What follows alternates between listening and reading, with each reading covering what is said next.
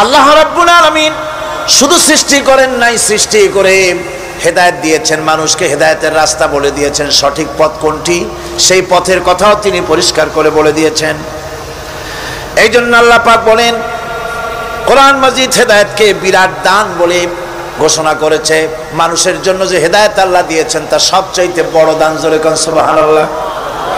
ইন্না খালাকনাল ইনসানা মিন নুতফাতিন আমশাদিন নাবতালিহি ফাজআলনাহু সামিআম বাসীরা।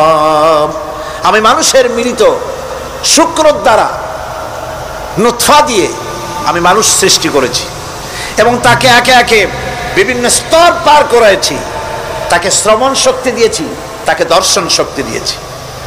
ইন্না হাদাইনাহুস সাবিলা ইম্মা শাকিরান ওয়া ইম্মা কাফুরা।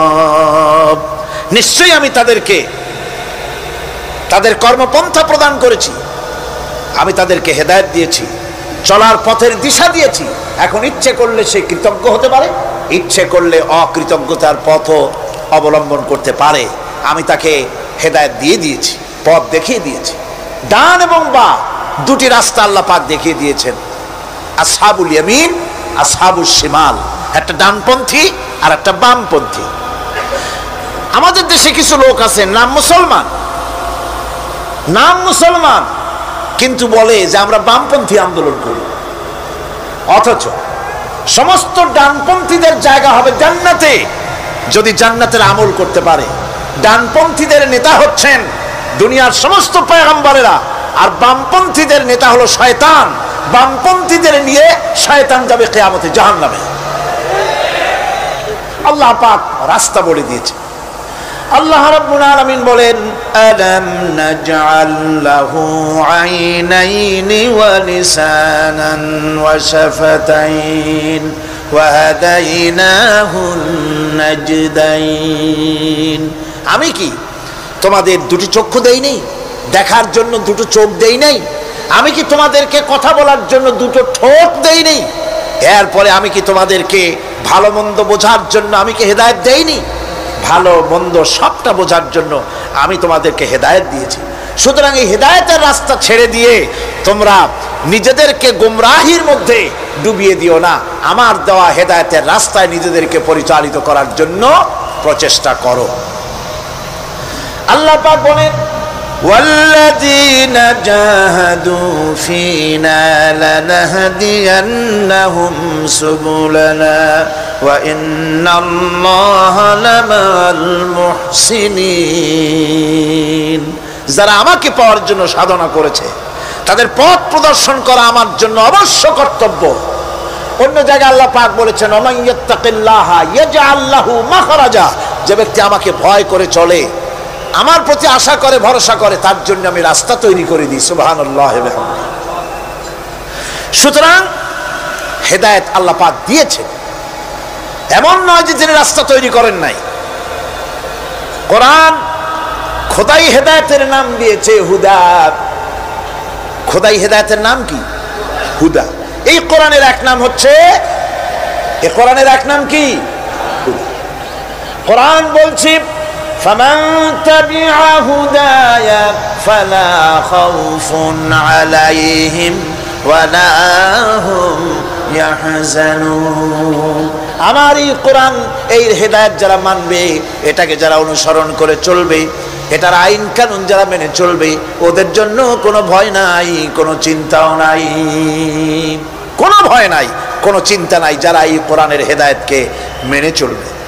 আল্লাহর হেদায়েত হলো সবচেয়ে বড় হেদায়েত। আল্লাহ পাক বলছেন, কুল ইন্না হুদাল্লাহি হুয়াল হুদা ওয়া উমিরনা লিনুসলিমা লিরাব্বিল আলামিন।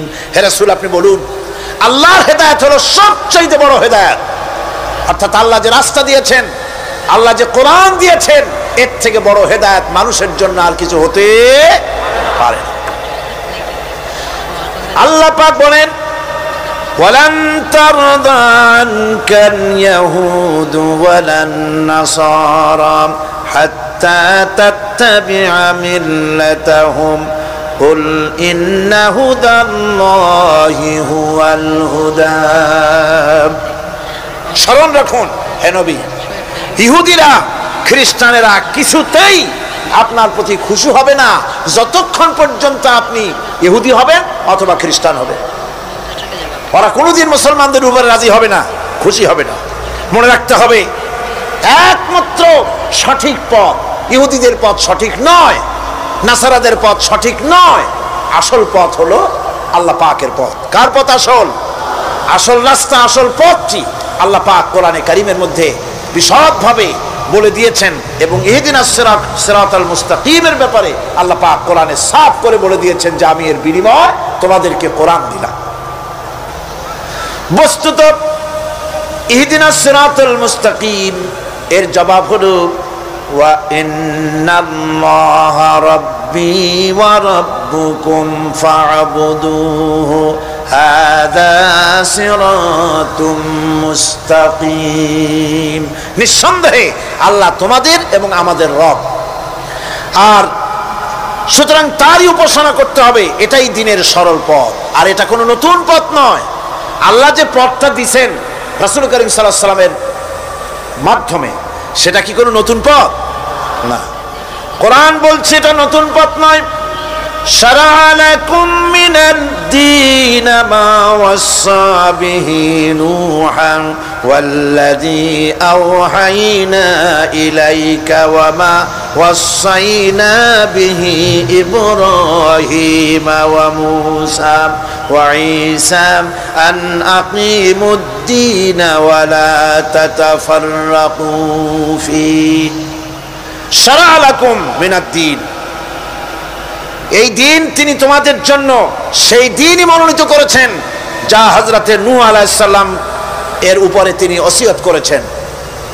যা ওসিয়ত করা হয়েছিল, নসিহত করা হয়েছিল হযরতে নূহ আলাইহিস সালামের প্রতি, তিনি মনোনীত করেছিলেন হযরত নূহ আলাইহিস সালামকে এই দিনকে প্রচার করার জন্য।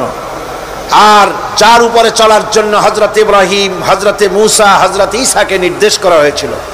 তাদের সকলের শিক্ষাই ছিল একটা, যে আল্লাহ পাকের দ্বীনকে প্রতিষ্ঠা করো, আর এই ব্যাপারে কোন রকমই নিজেদের মধ্যে পার্থক্য, মত পার্থক্যের সৃষ্টি করো না।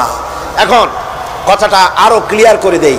ইহদিনাস সিরাতাল মুস্তাকিম চাইছিলাম, আল্লাহ আমাদেরকে একটা সহজ রাস্তা দাও।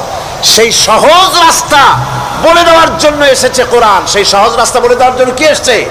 যারা বলেন কি? এই কোরআনে কারীম যদি প্রতিষ্ঠিত করা যায় সমাজে, রাষ্ট্রে, ব্যক্তিতে, পরিবারে, কোরআন যদি প্রতিষ্ঠিত করা যায়, তাহলেই মানুষেরা সহজ সরল পথ পাবে। নইলে সহজ সরল পথ পৃথিবীতে আর কারো কাছে নাই। যা আছে সবটা কার কাছে? কোরআনে কারীমের কাছে। এরপরে আমরা বলি সিরাতাল্লাযীনা আন'আমতা আলাইহিম গায়রিল মাগদুবি আলাইহিম ওয়ালাদ-দাল্লিন। রাস্তার থেকে মানুষেরা মাঠের ভিতরে নামার চেষ্টা করছেন, কিন্তু মানুষকে কষ্ট দেওয়া ছাড়া আর কিছুই হবে না। আমি অনুরোধ করছি, রাস্তা থেকে লোকেরা মাহফিলের ভেতরে ঢোকার চেষ্টা করবেন না। বিরাট রকমের ব্যাঘাত সৃষ্টি হবে। সকলে বসে পড়ুন, যিনি যে জায়গায় আছেন সেখানে বসুন, চাপ সৃষ্টি করবেন না, বসুন। আপনারা দাঁড়ালে আরো বিশৃঙ্খলার সৃষ্টি হবে। কোরআনের মাহফিল, খবরদার বেয়াদবি করবেন না, কেউ দাঁড়াবেন না। যারা দাঁড়িয়েছেন বসেন, আর জোরে সরে জিকির করেন লা ইলাহা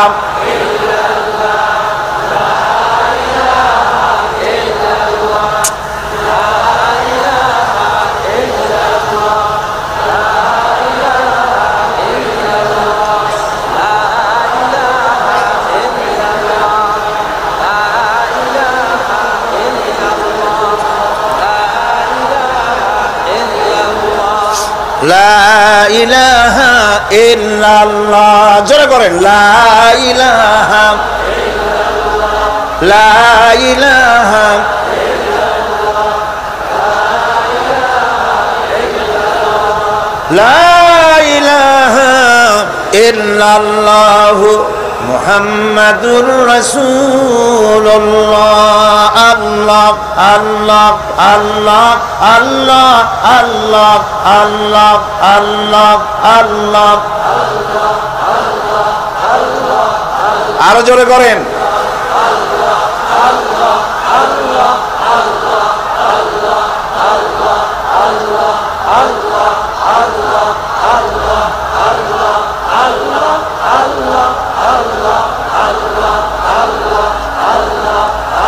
লা ইলাহা ইল্লাল্লাহু মুহাম্মাদুর রাসূলুল্লাহ।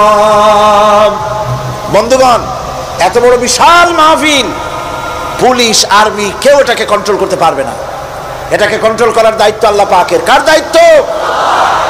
আল্লাহর কাছে সাহায্য চাই। আল্লাহ পাক কোরআনের মাহফিল, কোরআন শোনার জন্য মানুষের কাছে সহজ করে দাও, জোরে কোন আমিন। প্রচন্ড রকমের মানুষের চাপ সৃষ্টি হয়েছে। আপনারা রাস্তা থেকে মানুষকে চাপাচাপি করবেন না, সবাই বসেন, হাঁটতে চেষ্টা করবেন না। এত বড় মাহফিল, আপনি হাঁটিয়া মানুষকে কষ্ট দিবেন না। যারা যেখানে দাঁড়ায়ছে সেখানে বসেন, বরকত হবে।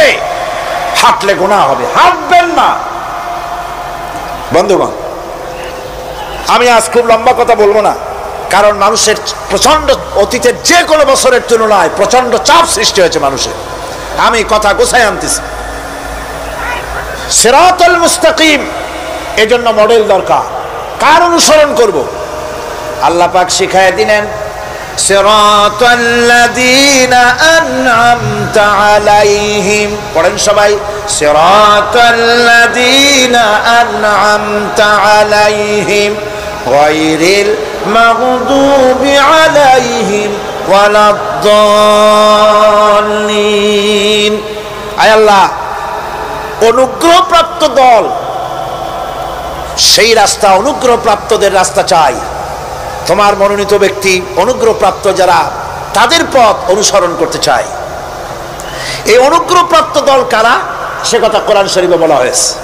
আল্লাহ রাব্বুল আলামিন বলেন, وَمَن يُطِعِ اللَّهَ وَالرَّسُولَ فَأُولَئِكَ مَعَ الَّذِينَ أَنْعَمَ اللَّهُ عَلَيْهِمْ مِنَ النَّبِيِّينَ وَالصِّدِّيقِينَ وَالشُّهَدَاءِ وَالصَّالِحِينَ وَحَسُنَ أُولَئِكَ رَفِيقًا।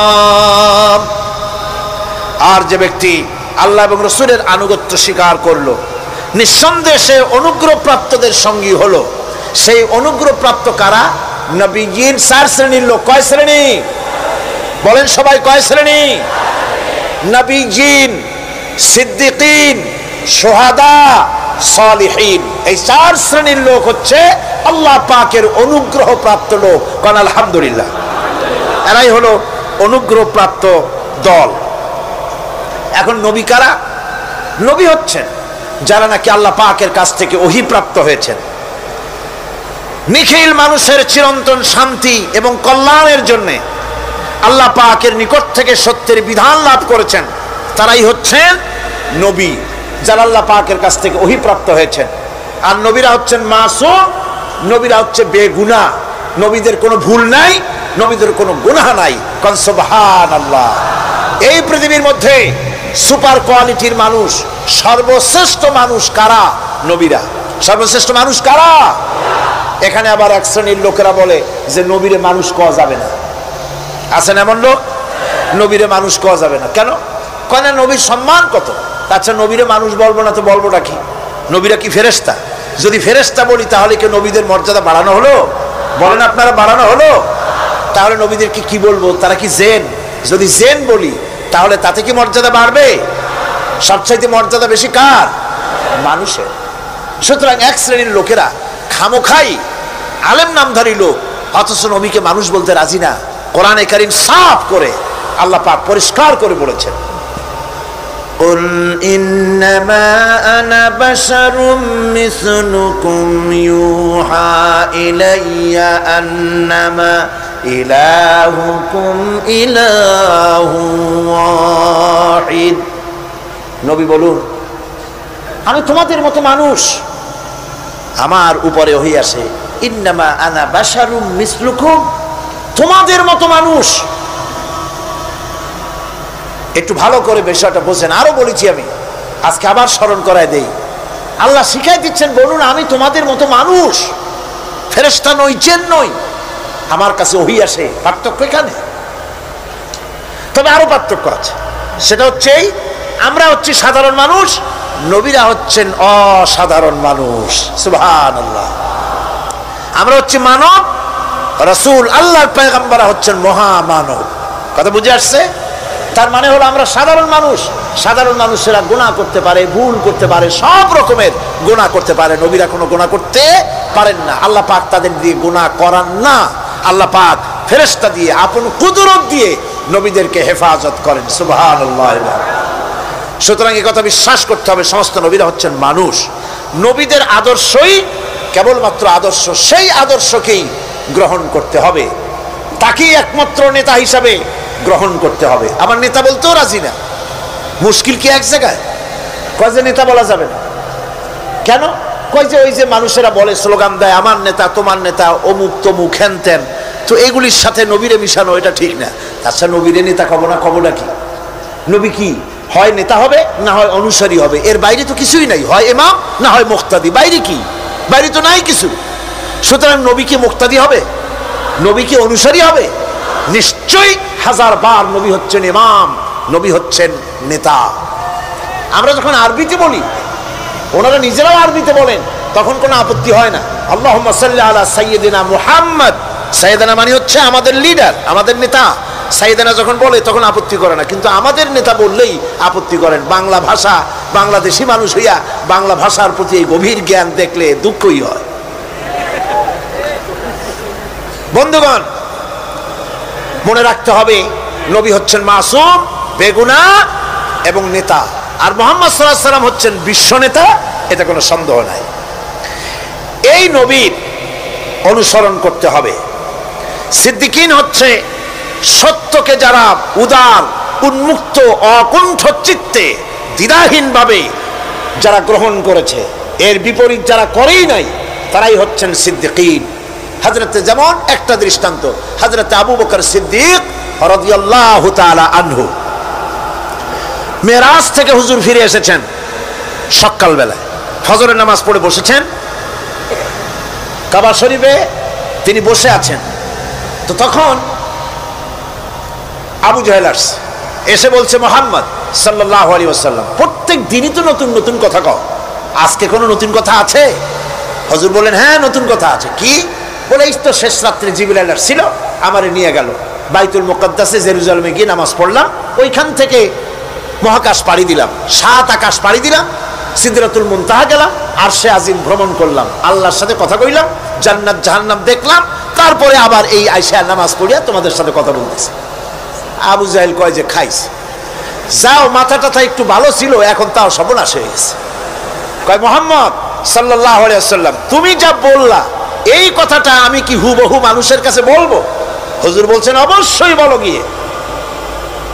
আবু জাহেল চিন্তা করলো, দিস ইজ দ্য মোমেন্ট, এটাই হলো আসল সুযোগ পেয়ে গেছে মানুষকে বিভ্রান্ত করার জন্য। সবার আগে ছুটে চললো হযরতে আবু বকর রাদিয়াল্লাহু তাআলা আনহুর বাড়িতে, যে বলছেন, আবু বকর শুনেছো? বলে, কি? মুহাম্মদ সাল্লাল্লাহু আলাইহি ওয়াসাল্লাম এইরকমের কথা বললো, বেচারার মাথাটা যাও ভালো ছিল, শেষ। হুজুর বলছেন, আবু জাহেল, আমার রাসূল কি এরকম বলেছেন? আবু জাহেল বলছে, আমার নিজ কানে শুনে আসলাম, এখনো তিনি সেখানে বসা। হযরত আবু বকর বলেন, আবু জাহেল, আমার আল্লাহর নবী তিনি যদি এরকম কথা বলে থাকেন, তাহলে আমি কোনো সন্দেহ পোষণ করি না, অবশ্যই আল্লাহ রাব্বুল আলামিনের হাবিব যা বলেছেন তা সত্য। হযরত আবু বকর রাদিয়াল্লাহু তাআলা আনহু মসজিদে হারামে আসলেন, হুজুরকে জিজ্ঞেস করলেন, হুজুর, আবু জাহেল আমাকে এই সব কথা বললো, এগুলি কি ঠিক? হুজুর বললেন, হ্যাঁ। তিনি ঘটনা বয়ান করলেন। হযরত আবু বকর বললেন, হে রাসূল, আপনি যা বলেছেন সত্য বলেছেন, আপনার মেরাজ ঠিক হয়েছে, সঠিক হয়েছে, সন্দেহ নাই। হুজুর বলেন, আবু বকর, তুমি তো শুধু আবু বকর নাও, তুমি সিদ্দিক। সত্যকে যারা অকুণ্ঠ চিত্তে, অকুণ্ঠ চিত্তে, দ্বিধাহীনভাবে যারা সত্যের সামনে মাথা নত করেছে, গ্রহণ করে নিয়েছে, দ্বিমত পোষণ করে নাই, কোন রকমের দুষ্ট বুদ্ধির আশ্রয় গ্রহণ করেনি, উল্টাপাল্টা করেনি, এই সমস্ত মানুষেরই হলো সিদ্দিক। সিদ্দিক আর এদের দলকেই সিদ্দিকিন বলা হয়। তাহলে নবিয়্যিন, সিদ্দিকিন এনারা হচ্ছেন নেয়ামত প্রাপ্ত। 3 নম্বরে হচ্ছে শুহাদা, সত্যকে যারা যারা সত্যের সাক্ষী দিয়েছে, সত্যের সাক্ষ্যদাতা। সত্য হচ্ছে ইসলাম। সত্য কি? ইসলাম। সত্য হচ্ছে আল্লাহ, সত্য হচ্ছে নবী, সত্য হচ্ছে কোরআন, সত্য হচ্ছে হাদিস। এই মহাসত্যকে যারা স্বীকৃতি দিয়েছে, নিজেদের কথা দিয়ে, কাজ দিয়ে, ধন দিয়ে, সম্পদ দিয়ে, এমনকি নিজের জীবনটা এই রাস্তায় বিলিয়ে দিয়ে মহাসত্যের চিরস্থায়ী সাক্ষী দিয়ে দুনিয়া থেকে যারা বিদায় হলেন, ওনারা হচ্ছেন শহীদ। আজ রাস্তাঘাটে শহীদ হয়, যার তার নামের আগে শহীদ বসায় দেয়। শহীদ এত সোজা জিনিস নয়। আল্লাহর রাস্তায়, ধর্মের জন্য, ইসলামের জন্য, আল্লাহর জন্য, কোরআনের জন্য, রাসূলের জন্য যারা জীবন দেন, তারাই হচ্ছে শহীদ। এই শহীদদের মর্যাদা আল্লাহ রাব্বুল আলামিন এত বেশি মর্যাদা দান করেছেন। শহীদদের মর্যাদা আল্লাহ পাক দিয়েছেন, কিয়ামতের দিন শহীদদের কোনো বিচার করা হবে না। আল্লাহ রাব্বুল আলামিন শহীদদেরকে বিনা বিচারে জান্নাত দিয়ে দিবেন। শহীদের বিশাল মর্যাদা, বিরাট মর্যাদা। এই শহীদ শাহাদাতের তামান্না প্রত্যেক মুসলমানের ভিতরে থাকতে হবে। হুজুর বলেছেন, শহীদি মওতের যন্ত্রণা পিঁপড়ায় কাটার যন্ত্রণার চাইতে বেশি কিছু নয়। শাহাদাত হচ্ছে এপারে মওত আর ওপারে আল্লাহর সঙ্গে দেখা হয়ে যাবে। শহীদি মওত হচ্ছে আল্লাহর সঙ্গে দেখা করার একটা সেতু বন্ধন, একটি সেতু, একটি ব্রিজ, একটা পুল, একটা সাঁকো। এপারে দুনিয়া, ওপারে আল্লাহ পাকের সঙ্গে দেখা হবে। সুবহানাল্লাহ। ভাইরা, ইসলামের জন্য যারা জীবন দিলেন, যারা শাহাদাত বরণ করলেন, তারা জাতির সম্মানের পাত্র। সেই সম্মান, সেই মর্যাদা আল্লাহ রাব্বুল আলামিন শহীদদের প্রদান করেছেন। হযরত আব্দুল্লাহ জুলবাজাদাইন, যার কথা বুখারীতে লেখা হয়েছে। সুবহানাল্লাহ। যুবক মানুষ ইসলাম কবুল করেছেন। ইসলাম কবুল করতে গিয়ে বাড়ি ঘর, জায়গা জমি কিছুই ছিল না। ছোট্ট অবস্থায় বাবা মারা গেছে, চাচার ঘরে লালিত পালিত হচ্ছিলেন। এরপরে রাসূলের প্রতি ঈমান আনবেন, চাচার ভয়তে পারেন না। হুজুর হিজরত করলেন। আব্দুল্লাহ, তার নাম ছিল আব্দুল উজ্জা। তিনি চলে গেলেন চাচার কাছে। চাচা গো, মুহাম্মদ সাল্লাল্লাহু আলাইহি ওয়াসাল্লাম আল্লাহর নবী, ব্যাপারে তোমার মত কি? তিনি বলেন, আমারও তো তাই মনে হয়। যদি তাই মনে হয়, তার উপর ঈমান আনবেন কিনা? চাচা বলে, না, কখনো ঈমান আনবো না। ভাতিজা বলতেছেন, চাচাজি, বছরের পর বছর ধরে অপেক্ষা করতেছিলাম, আমি আপনার অধীনে আছি বলে ইসলাম কবুল করতে পারি নাই। আমার ইচ্ছা ছিল আপনি আগে করবেন, তারপরে আপনাকে দেখা দেখি আমি করব।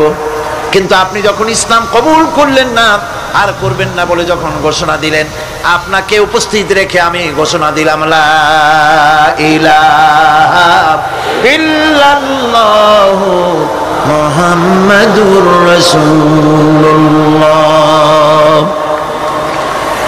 চাচা বলছে, ভাতিজা, এর পরিণাম জানো? কয়, না, জানি না। এর পরিণাম হচ্ছে তুমি আমার বাড়িতে থাকো, আমার বাড়ি ছাড়তে হবে।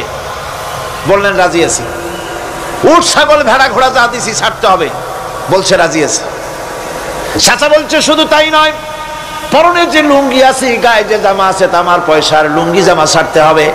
ভাতিজা বলছে, ঈমানের জন্য যা চাও সব ছাড়িয়ে দেব। জামা লুঙ্গি খুলে ফেলে দিয়ে দিলেন। হাদিস। তিনি চলে গেলেন মায়ের কাছে। ওই অবস্থায় মা এই যুবক ছেলেকে উলঙ্গ অবস্থায় দেখে 2 হাত দিয়ে নিজের চোখ চেপে ধরেছেন। বাবা, তোমার এই অবস্থা কেন? ছেলে বলছেন, মা, ঈমান আনার কারণে আমার এই অবস্থা হয়েছে। মা বলে, বাবারে, কি চাও আমার কাছে?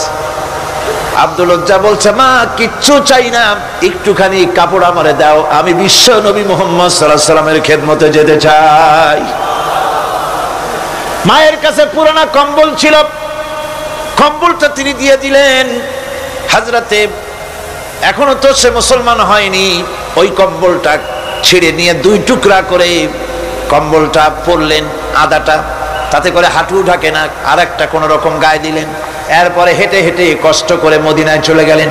মসজিদে নববীর ভিতরে ঢুকে দরজার কাছে বসা বিশ্বনবী জনাবে মুহাম্মদুর রাসূলুল্লাহ সাল্লাল্লাহু আলাইহি ওয়াসাল্লাম মসজিদে নববীতে, যুবক, হাঁটুর উপরে কাপড়, মাথার চুল, উস্কো খুস্কো চেহারা, ক্ষুধার্ত চেহারা।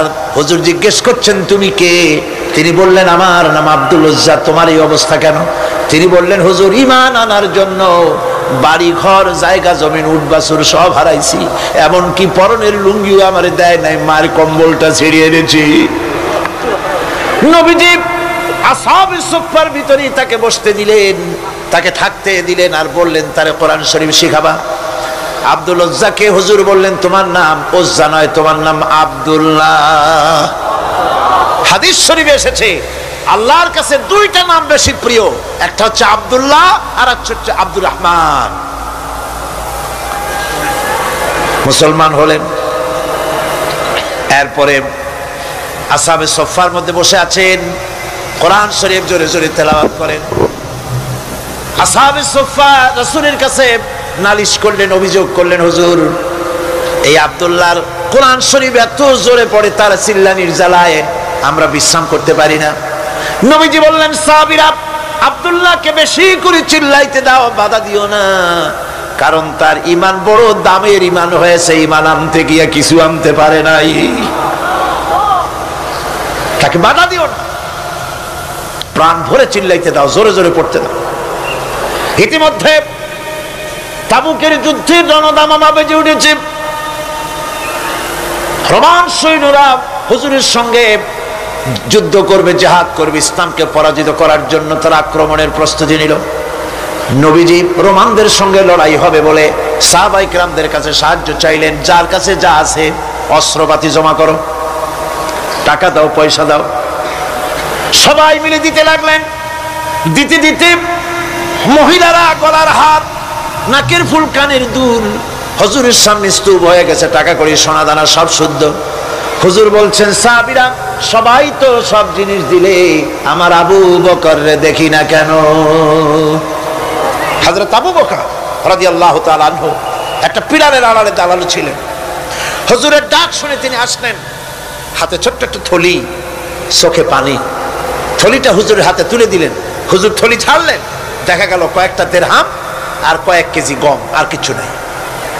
হুজুর তাকালেন, দেখছেন আবু বকর রাদিয়াল্লাহু তাআলা আনহু চোখের পানিতে দাড়ি ভিজে ভিজে পড়তেছে।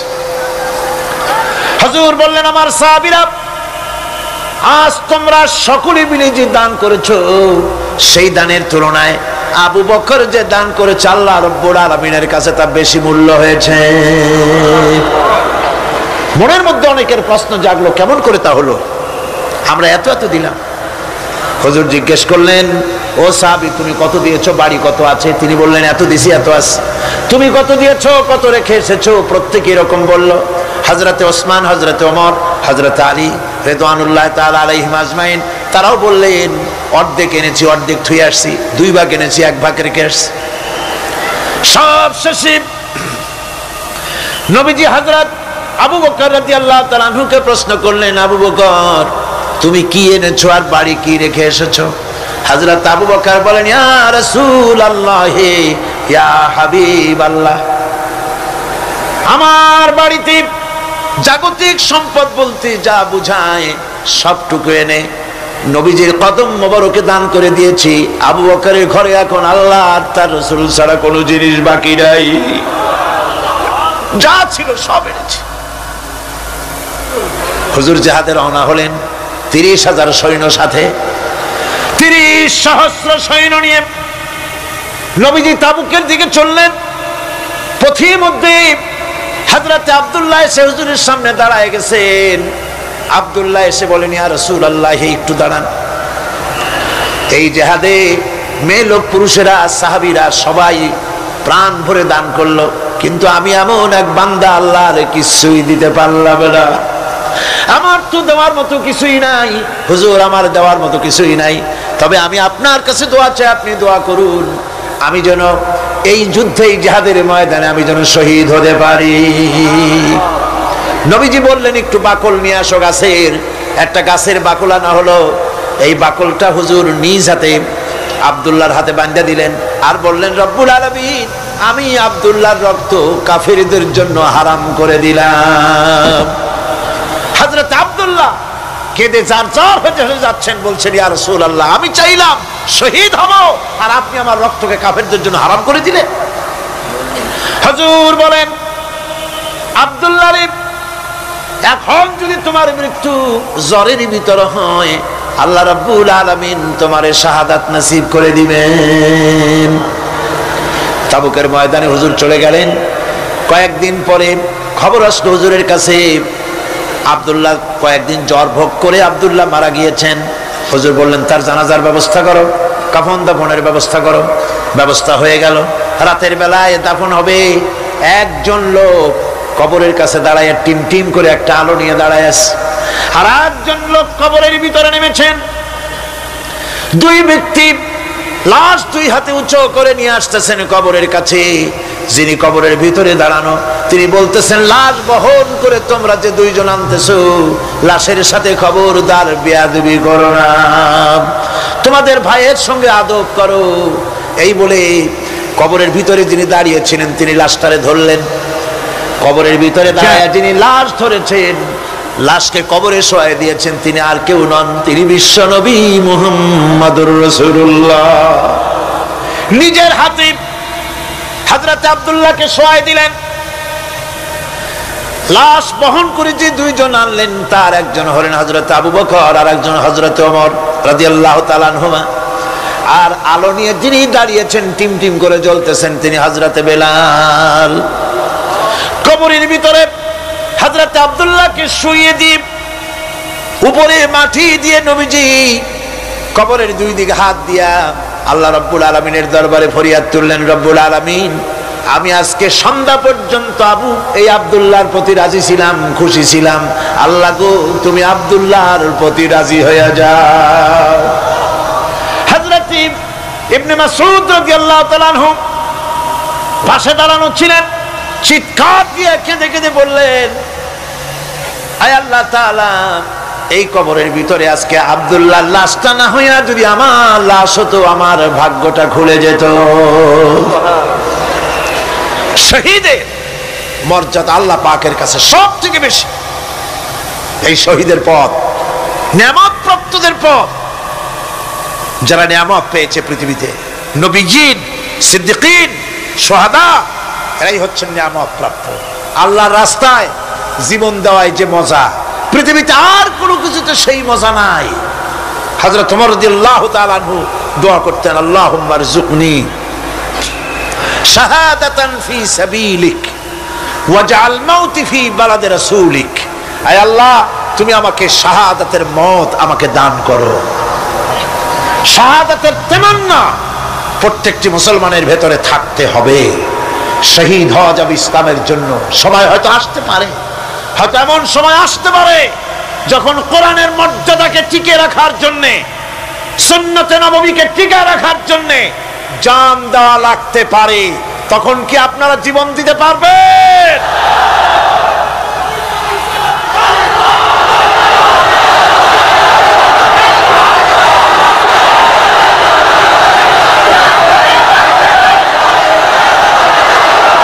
এরপরে চতুর্থ নম্বরে হচ্ছে সালিহিন। চতুর্থ নম্বরে কি?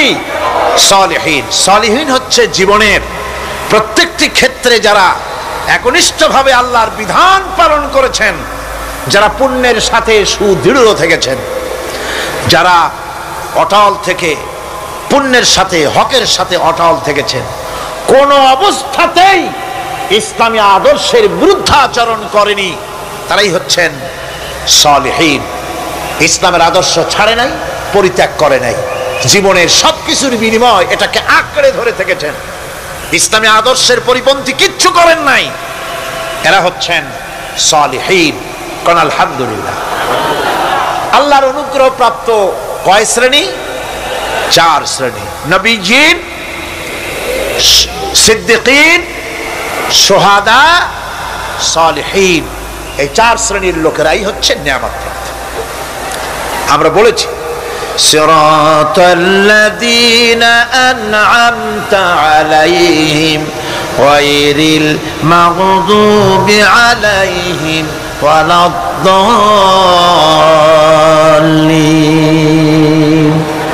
নিয়ামত প্রাপ্তদের পথ চাই, অনুগ্রহ প্রাপ্তদের পথ, আর অভিশপ্ত পথভ্রষ্টদের পথ আমরা চাই না, আমরা পরিহার করে চলবো। এটা একটু ওয়াদাও বটে।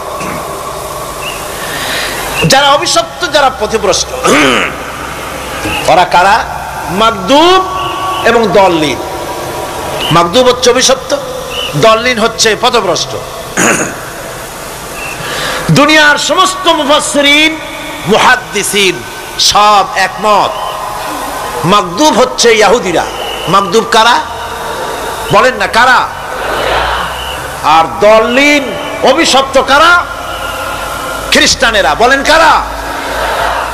একটুখানি জোরে সোরে দরুদ শরীফ পড়েন। সালাতুন ইয়া রাসূলুল্লাহ আলাইকুম, সালামুন ইয়া হাবিবাল্লাহ আলাইকুম। জোরে পড়েন।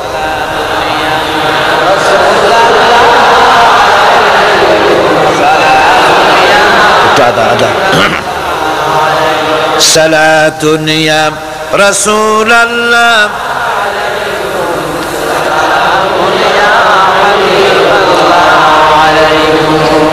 ভাইরা, ইহুদিদের অভিশপ্ত হওয়ার কারণটা কি? আল্লাহ রাব্বুল আলামিন বলেন, শোনো কারণ কি। وَضُرِبَتْ عَلَيْهِمُ الْمَسْكَنَةُ ذَلِكَ بِأَنَّهُمْ كَانُوا يَكْفُرُونَ بِآيَاتِ اللَّهِ وَيَقْتُلُونَ الْأَنْبِيَاءَ بِغَيْرِ حَقٍّ ذَلِكَ بِمَا عَصَوْا وَكَانُوا يَعْتَدُونَ। তাদের উপর দারিদ্র এবং অসহায়তার অভিশাপ বর্ষিত হয়েছে। এর কারণ হলো তারা আল্লাহ পাকের আয়াতকে অস্বীকার করেছে, তারা অকারণে আল্লাহর নবীদেরকে হত্যা করেছে এবং প্রত্যেকটি ব্যাপারে আল্লাহর শরীয়তের সীমা লঙ্ঘন করেছে। যুরিবাত আলাইহিমুল যিল্লাতু ওয়াল মাসকানা ওয়া বাউ বিগাদাবিন মিনাল্লাহ। আল্লাহ পাক বলেছেন, চিরকাল ইহুদিরা অভিশপ্ত, তাদের কোনো আবাসস্থল হবে না, সারা জীবন ঘুরে বেড়াবে। আপনারা বলবেন, কই ঘুরে বেড়ায় না তো, তাদের তো জায়গা হয়েছে জেরুজালেমে, ইসরায়েলে, সেখানে তারা জায়গা করে নিয়েছে। তাহলে এটা কেমন হলো? এটা এইভাবে হচ্ছে, ওখানে তাদেরকে প্রতিষ্ঠিত করেছে আমেরিকা, ঠিক কিনা? আল্লাহ পাক কোরআন শরীফের মধ্যে বলেছেন, যদিও মানুষের সাহায্যে কোনো জায়গায় তাদেরকে আল্লাহর ইচ্ছায় অথবা মানুষের সাহায্যে কোথাও যদি জায়গা হয়, অপমানের জীবন যাপন করতে হবে সারাটা জীবন, কিয়ামত পর্যন্ত দুঃখে দুঃখে মরতে হবে, দেশে দেশে ঘুরে বেড়াতে হবে ভিক্ষুকের মতো। সে অবস্থাই হয়েছে। আমেরিকা ওদের উপর থেকে হাত উঠায় নিক, মধ্যপ্রাচ্যের আজকের 20 ফোড়া ইসরায়েল, আমেরিকা যদি তাদের রুবুবিয়াতে প্রতিপালনের হাতটা উঠায় নেয়, তাহলে আরব দেশে যত লোক আছে যুদ্ধ করা লাগবে না, এক পাশে গিয়ে পেশাব করলে ভাইসিয়া লোহিত সাগরে চলে যাবে। সুতরাং এই ইহুদিদের পথ অনুসরণ করা যাবে না। ইহুদিরা অপরাধ করছিল কি? একটু আগেই বললাম, তারা আল্লাহর আয়াতকে অস্বীকার করেছে, তারা নবীদেরকে হত্যা করেছে,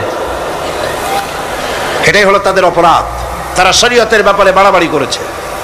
আর খ্রিস্টানরা, তাদের অপরাধ কি? তাদের অপরাধ হচ্ছে তারা আল্লাহর বিধানের উপরে তারাও বাড়াবাড়ি করেছে। তারা নিজেদের আল্লাহর বিধান বাদ দিয়ে নিজেদের মন গড়া জীবন যাপন শুরু করেছে। তারা ঈসা আলাইহিস সালামকে আল্লাহর ছেলে বানাইছে। তারা মদ খায়, তারা জিনা করে, তারা শুকর খায়। তাদের উপরে শরীয়তকে সম্পূর্ণ বুড়ো আঙ্গুল দেখায়া তারা মুশরিকের চাইতেও খারাপ হয়ে গিয়েছে, ঠিক কিনা? এরা হিন্দুরা কখনো বলে না যে আল্লাহর ছেলে মেয়ে আছে, বলে নাকি? কিন্তু ওরা আল্লাহর ছেলে বানাইছে, মেয়ে বানাইছে, বউ বানাইছে। নাউজুবিল্লাহ। আমেরিকায়, ইংল্যান্ডে, সেসব জায়গায় গির্জায় আজ আর খ্রিস্টান যাওয়ার লোক নাই। সপ্তাহে একদিন ইবাদত করে, সানডে। সেই সপ্তাহের একদিন ইবাদত করতে লোক পাওয়া যায় না। সেদিন তারা ফুর্তিনার্তি করার জন্য বউ বাচ্চা নিয়ে, মদ টদ নিয়ে, সিবেচে গিয়ে কাপড় চোপড় ভালাইয়া যা খুশি তাই করে। তারা মসজিদে আসে না, কি বলে, গির্জায় যায় না। ফলে আমার নিজের চোখে দেখেছি বহুত গির্জা এমন আছে যার সামনে লেখা আছে ফর সেল, বিক্রয়ের জন্যে। এই সাইনবোর্ড যখন লাগায়, এলাকার মুসলমানেরা চান্দা তুলিয়া গির্জা কিনা সব সমানে মসজিদ বানাইতেছে। ইংল্যান্ডে আজ থেকে 100 বছর আগে মসজিদ ছিল মাত্র একটা। সেই গ্রেট ব্রিটেনে এখন মসজিদের সংখ্যা 7000-এর উপরে। আলহামদুলিল্লাহ।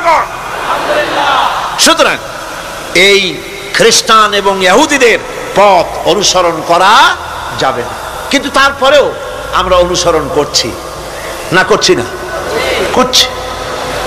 বিশ্বকবি, কবি সম্রাট আল্লামা ডক্টর ইকবাল রহমাতুল্লাহ আলাইহি সুন্দর করে বলেছেন, ওয়াদা মে হো তুম নসারা তু তামাদ্দুন মে হনুদ, ওয়াদা মে হো তুম নসারা তু তামাদ্দুন মে হনুদ, ये मुसलमान है जिन्हें देख के शर्माए यहूद।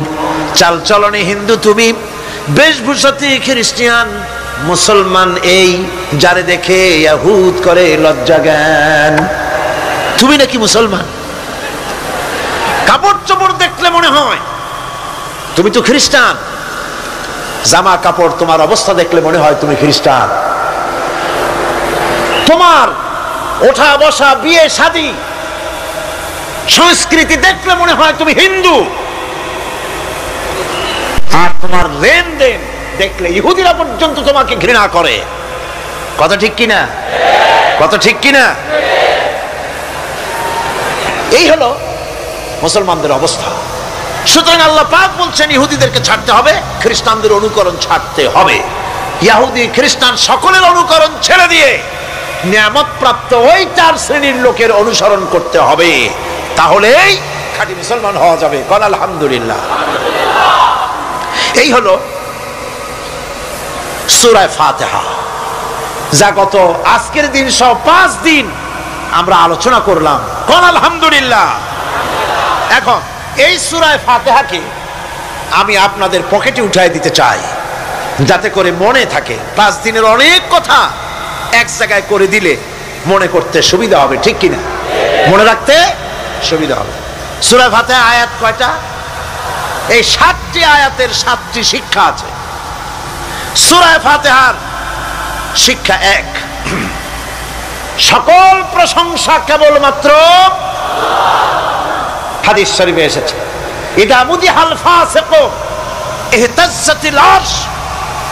যখন কোন ফাসিকের প্রশংসা করা হয়, যে ব্যক্তি নামাজ পড়ে না, রোজা করে না, দিন মানে না, ঈমান নাই, চরিত্র নাই, এমন লোককে যখন প্রশংসা করা হয়, আল্লাহ পাকের আরশ গোসায় থরথর করে কাঁপতে থাকে। সুতরাং সমস্ত প্রশংসা হবে কার? পার্লামেন্টে যখন বাজেট বক্তৃতা হলো, বাজেটের উপরে 39 ঘন্টা আলোচনার সুযোগ এলো। আমি দেখলাম প্রত্যেকেই আলোচনার সময় বলছেন, আমি স্মরণ করছি সহস্র বছরের অমুক, শ্রেষ্ঠ অমুক, আমার নেতা অমুক, এভাবে বলছে। প্রত্যেকেই দাঁড়িয়ে বলছে, আমি স্মরণ করি অমুক আর তমুক।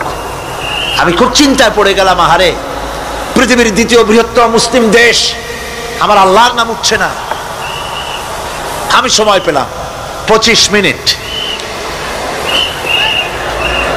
তথ্য মন্ত্রণালয়ের কলিজা তো পুঁটি মাছের মতো বড়, সেই জন্য আমার বক্তব্য তারা দেয় নাই। ওই 25 মিনিটে আমি যে আলোচনা করেছি, আমি প্রথম দাঁড়ায়া আমার তৃপ্তি, মনে হয় এই রকমের তৃপ্তি আমার কখনো নিকট বর্তমানে কোনোদিন হয়েছি কিনা আল্লাহ জানে, ওই দিন আমি যা তৃপ্তি পেয়েছি। আমি দাঁড়িয়ে বললাম নাহমাদু নুসাল্লি আলা হামদ সানা কুইয়া, তারপরে বললাম আমি স্মরণ করছি হৃদয়ের সবটুকুন আবেগ উজাড় করে, জীবনের সব শ্রদ্ধা একত্রিত করে আমি স্মরণ করছি। যখন বলছি দেখি দুই দিকের মানুষ হতচকিত হয়েছে, কার নাম কই। আমি বললাম আমি স্মরণ করছি বিশাল ওই আকাশের মালিক, বিস্তীর্ণ এই জমিনের মালিক, কুল কায়নাতের মালিক আমার আল্লাহ রাব্বুল আলামিনকে স্মরণ করছি।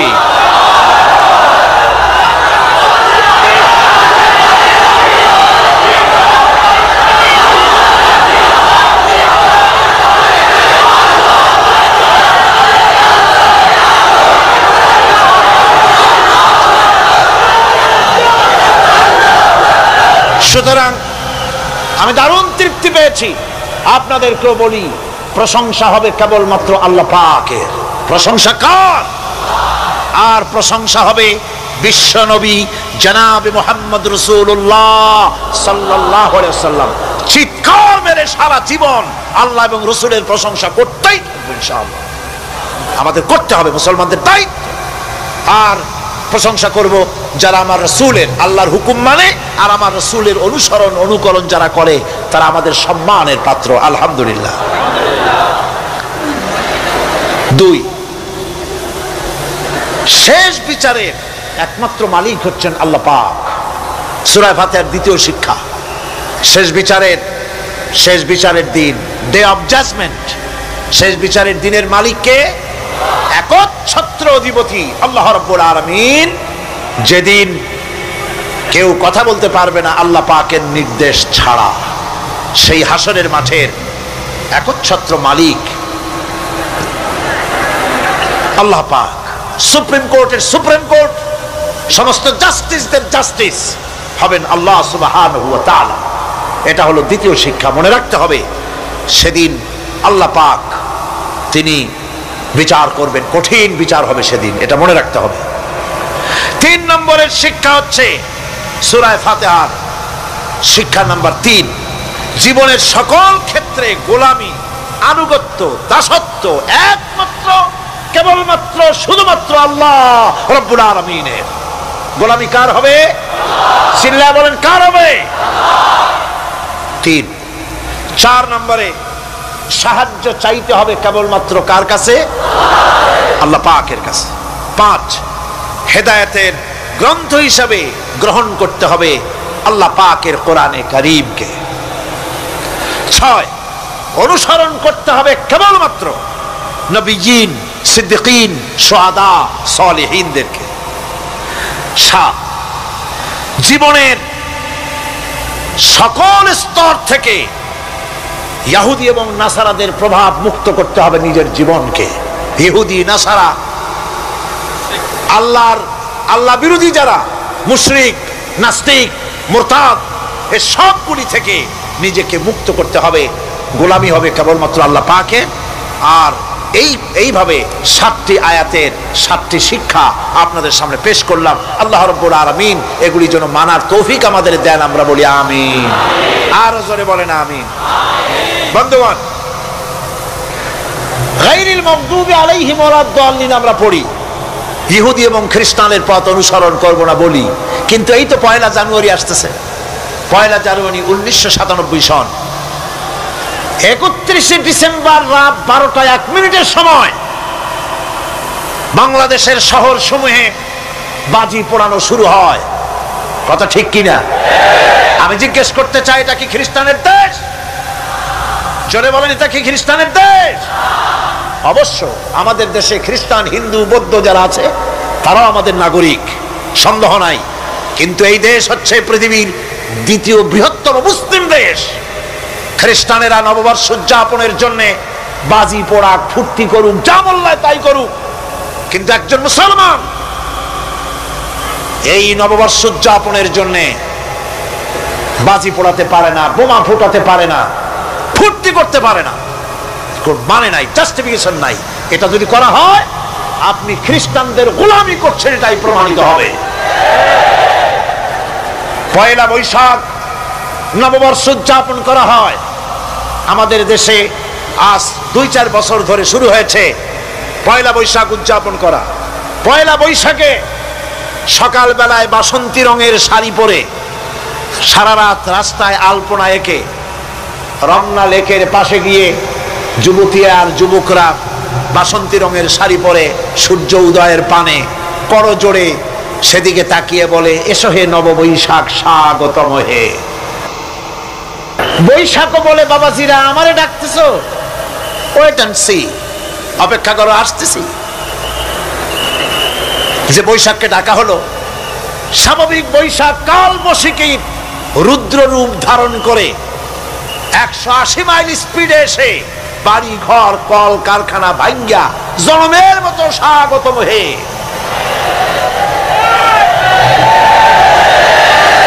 এরপর রাজনৈতিক নেতৃবৃন্দ এবং বুদ্ধিজীবী, ছাত্রছাত্রী, শিক্ষক, এক শ্রেণীর শিক্ষকবৃন্দ মঙ্গল প্রদীপ জ্বালিয়ে দিনের সূচনা করেন। কুকুরের মুখোশ, গাধার মুখোশ, কুমিরের মুখোশ পরে মিছিল করেন। ঢোল আরো কি হাবিজাবি বাজাইয়া ফুর্তির চোটে শীতই পড়বে না খারাপ হয়ে থাকবে দিশা করতে পারে না। ঠিক কিনা কন? আমি জিজ্ঞেস করি, পয়লা বৈশাখের সাথে উদযাপন, নববর্ষ উদযাপনের সাথে মুখোশ পরার সম্পর্ক কি? গরু আর গাধার শূকরের মুখোশ পরে আপনি কি বুঝাতে চান যে নতুন বছরটা জাতির সাথে গাধার মতো ব্যবহার করবেন অথবা কুকুরের মতো? নাউযুবিল্লাহি মিন যালিক। মুসলমানদের জন্য জায়েজ নাই, হারাম হারাম। বৈশাখের কোনো গুরুত্ব নাই। পয়লা বৈশাখ যদি কিছু করতেই হয়, ফজরের নামাজ পড়ে, দরুদ পড়ে, তেলাওয়াত করে আল্লাহর কাছে মুসলমানের দোয়া করা দরকার। আল্লাহ, বিগত বছরটা পার করেছি গুনাহ করে, নাফরমানি করে, আগামী বছর আমাদেরকে নেককার বানাও, নামাজি বানাও, চরিত্রবান বানাও, দিনদার বানাও। বছরটা দেশের জন্য, জাতির জন্য কল্যাণকর করে দাও। ভালো হইতো না? ভালো হইতো না? ভালো হতো। কিন্তু কপাল খারাপ, সংস্কৃতির নামে আসছে বেহায়াপনা। ভারতীয় উৎসব হয় বাংলাদেশে, ইন্ডিয়ান ফেস্টিভ্যাল। আমি প্রশ্ন করতে চাই সরকারের কাছে, বাংলাদেশের উৎসব ভারতে হয় কিনা? যদি বাংলাদেশের উৎসব ভারতে না হয়, বাংলার মাটিতে ভারতের উৎসব কেন?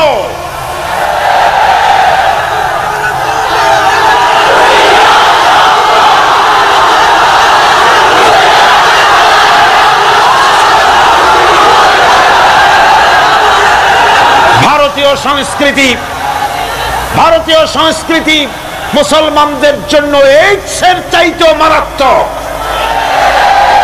ওই সংস্কৃতির সাথে আমাদের কোনো মিল নাই। তেল আর পানি কোনোদিন মিশবে না। আমাদের সংস্কৃতি সম্পূর্ণ আলাদা, ঈমান ভিত্তিক, তাওহীদ ভিত্তিক সংস্কৃতি আমাদের। যুবতী মেয়েদেরকে এনে প্রতিদিন সপ্তাহে সপ্তাহে ডজনকে ডজন শিল্পী আনা হচ্ছে আমাদের দেশে, গায়িকা, নর্তকী। আমাদের দেশের ভাবমূর্তিকে নষ্ট করা হয়েছে।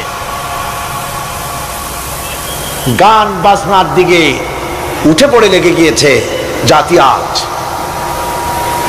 এই জাতির দুর্ভাগ্য কোথায় গিয়ে ঠেকবে আল্লাহ পাক জানেন। আমরা মুসলমান, আমাদের উন্নতি, আমাদের উরুজ, আমাদের জাওয়াল, আমাদের উন্নতি আর আমাদের অবনতি কিসে হবে? বিশ্বকবি বলছেন, তুঝে বাতাও তকদীরে উমম ক্যা হ্যায়, তুঝে বাতাও তকদীরে উমম ক্যা হ্যায়, শমশির ও সনা আউয়াল তাউস और বাবাগীর।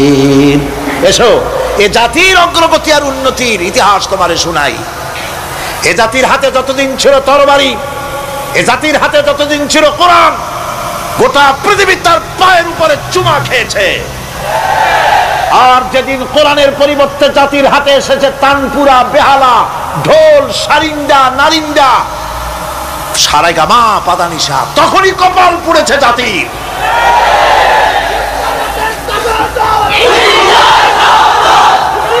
আজ আমাদের দেশে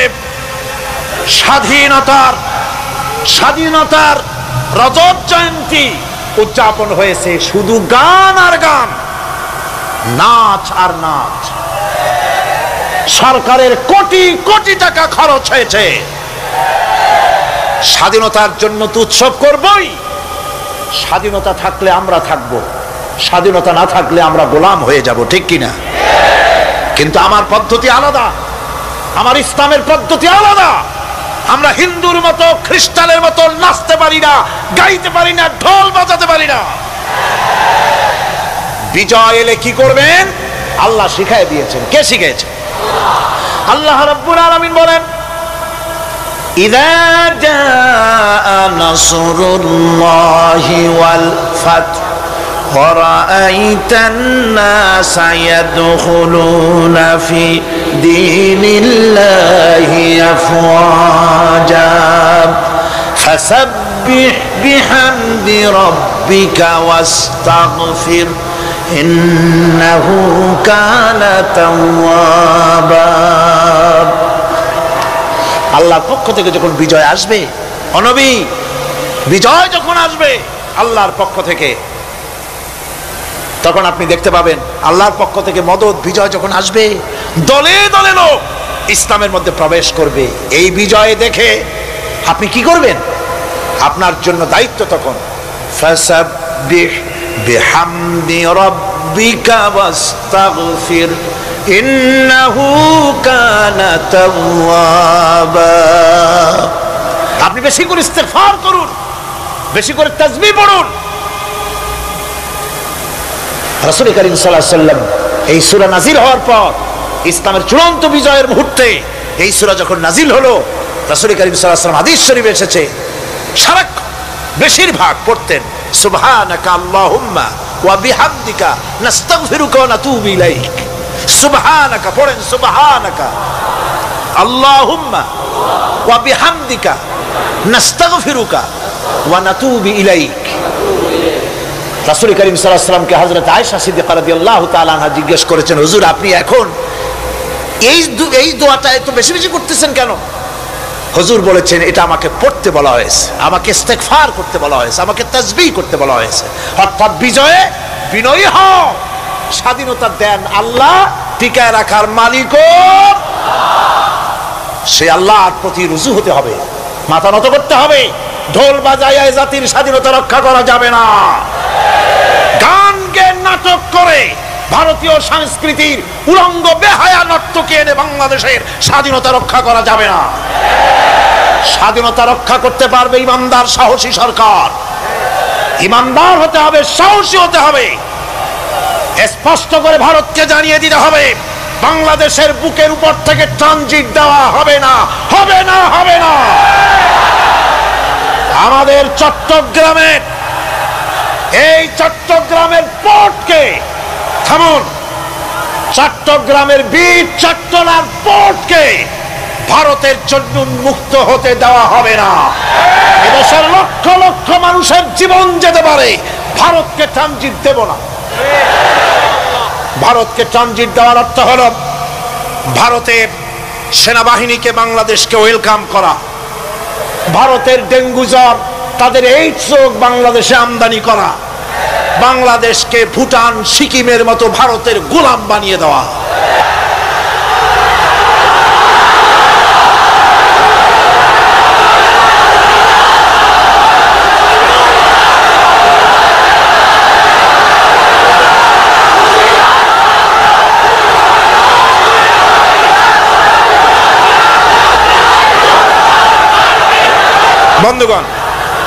বন্ধুগণ, আমি বলতেছিলাম থামুন।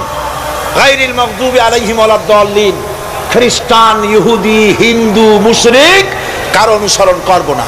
অনুসরণ করব কয় শ্রেণীর? 4 শ্রেণীর। নবীয়িন, সিদ্দিকিন, শুহাদা, সালেহিন। কোন আলহামদুলিল্লাহ। এরপর আমরা মুসলমান, কিন্তু আমাদের বিবাহ অনুষ্ঠান যখন হয়, এই বিবাহ অনুষ্ঠানগুলি আমরা কি মুসলমানদের মতো করি? জবাব চাই, করি? আপনারা যে হলুদ অনুষ্ঠান করেন, শরীয়তের কোন জায়গায় আছে? এই হলুদ অনুষ্ঠান হিন্দুদের কাছ থেকে আমদানি হয়েছে। একটা হলুদ অনুষ্ঠানে যা খরচ হয় তা দিয়ে 6টা বিয়ে করানো যায়। সুতরাং আজ থেকে তওবা করুন, আমরা আর হলুদ অনুষ্ঠান করব না। রাজি আছেন? রাজি আছেন? বিবাহের নামে অপসংস্কৃতির জায়গা আমরা করে দিতে পারি না। যৌতুক যেমন হারাম, গত মাহফিলে বলেছি, মনে আছে না? মনে আছে কিনা? যৌতুক যেমন হারাম, যৌতুক কি আপনারা নেবেন নাকি? মেয়েওয়ালাদের উপরে চাপ সৃষ্টি করবেন না, জায়েজ নাই।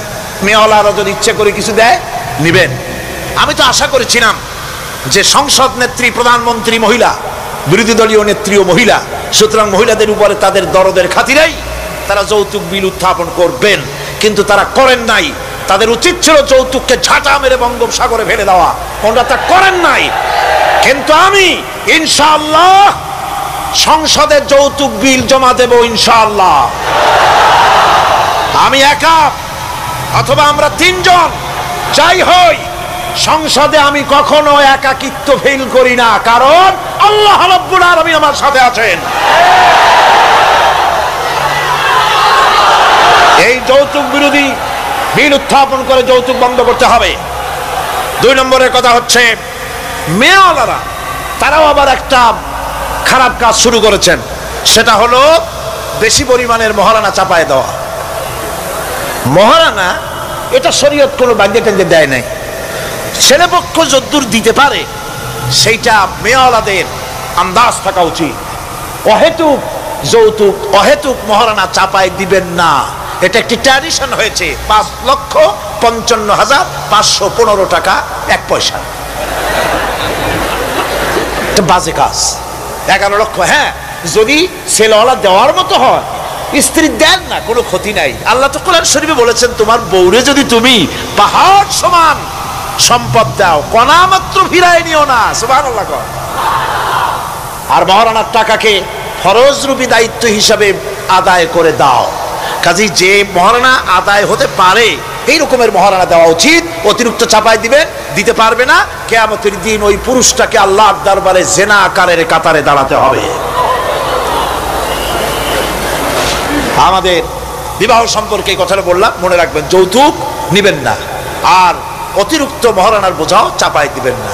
তবে যা দিতে পারে সেই রকমই আপনারা দিবেন। এরপরে আর একটা জিনিস আমাদের দেশে চালু আছে, যা হিন্দু খ্রিস্টানদের সঙ্গে মিলে যায়, তা হচ্ছে কোন সম্মানিত লোক মারা গেল, তার জন্য নীরব হয়ে দাঁড়ায় থাকা। আমাদের পার্লামেন্টের একজন সদস্য মারা গেলেন, সংসদে প্রস্তাব উঠলো 1 মিনিট নীরব হয়ে দাঁড়ায় থাকে। আমি বললাম, স্পিকার সাহেব, 1 মিনিট দাঁড়ায় থাকলে যদি সওয়াব হয়, তো 1 মিনিট কেন, আসুন আমরা 25 মিনিট খাড়াই থাকি। আর যদি কোনো সওয়াবই না হয়, তাহলে এই প্রহসন কেন? আমরা তো আমাদের মা বাপের কবরের কাছে গিয়া কোনোদিন ভূতের মতো খাড়াই থাকি না, সেখানে তো অবশ্যই আমরা দোয়া দুরূদ পড়ি, ঠিক কিনা? বললাম, স্পিকার সাহেব, আমার মাহফিল যদি হতো তা আমি বলতাম সূরা ফাতিহা পড়েন, ইখলাস পড়েন, দরুদ শরীফ পড়েন। এটা আপনার মাহফিল, এটার গার্ডিয়ান আপনি, এটার অভিভাবক আপনি।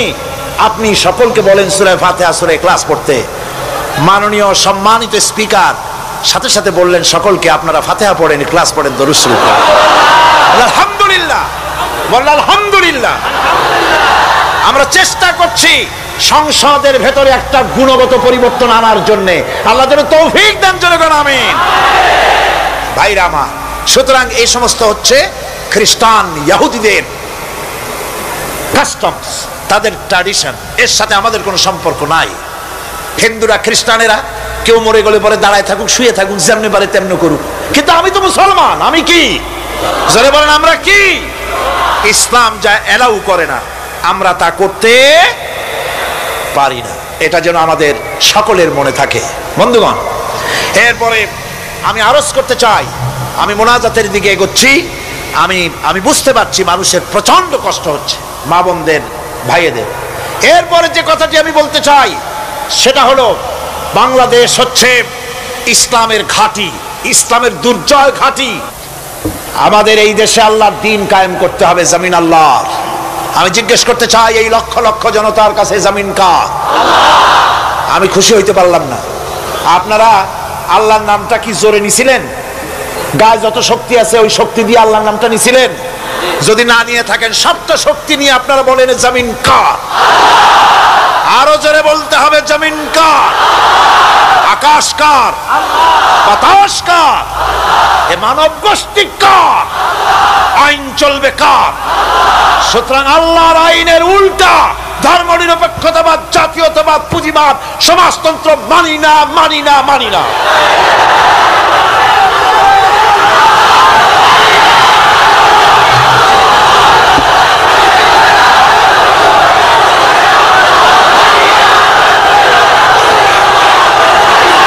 আল্লাহর এই জমিনে, সরে যাও, আল্লাহর এই জমিনে প্রয়োজন হচ্ছে আল্লাহর দ্বীন প্রতিষ্ঠার জন্য ঐক্যবদ্ধ প্রচেষ্টা। এজন্য চাই ওলামা মাশায়েখদের ঐক্য। কি চাই? ওলামা মাশায়েখদের ঐক্য চাই। কথা ঠিক কিনা? কিন্তু আমাদের দেশের এক শ্রেণীর ওলামা আছেন, তাদের প্রতি সম্পূর্ণ শ্রদ্ধা জানিয়ে বলছি, ওনারা বুঝতে পারেন না, ওনাদের অজান্তেই ওনাদেরকে নির্বাচনে খাড়া করে দেয় পয়সা দিয়া। হুজুর আপনার খরচ হবে না, যা লাগে দিয়ে দেব। আপনার মতো লোক যদি নির্বাচন না করে, আপনি যদি পার্লামেন্টে না যান, তো পার্লামেন্ট দিয়ে হবে কি? ওই হুজুর বোঝেন না যে আমি পার্লামেন্টে যাই করবো নাকি? ওখানে যাই কড়ি কাঠ জানলার দরজা কয়টা গুনেই গুলি দিতে পারবে না। ওনার জামানত বাজেয়াপ্ত হবে, উনি তা নিজেও জানেন। তারপরেও ইসলামী আন্দোলনের একটা লোক যদি ফেল করানো যায়, সেজন্যই সম্পূর্ণ ইখলাসের সাথে উনি দাঁড়ায় যান। আর এজন্যে পার্শ্ববর্তী দেশ থেকে কিছু লোক আসেন,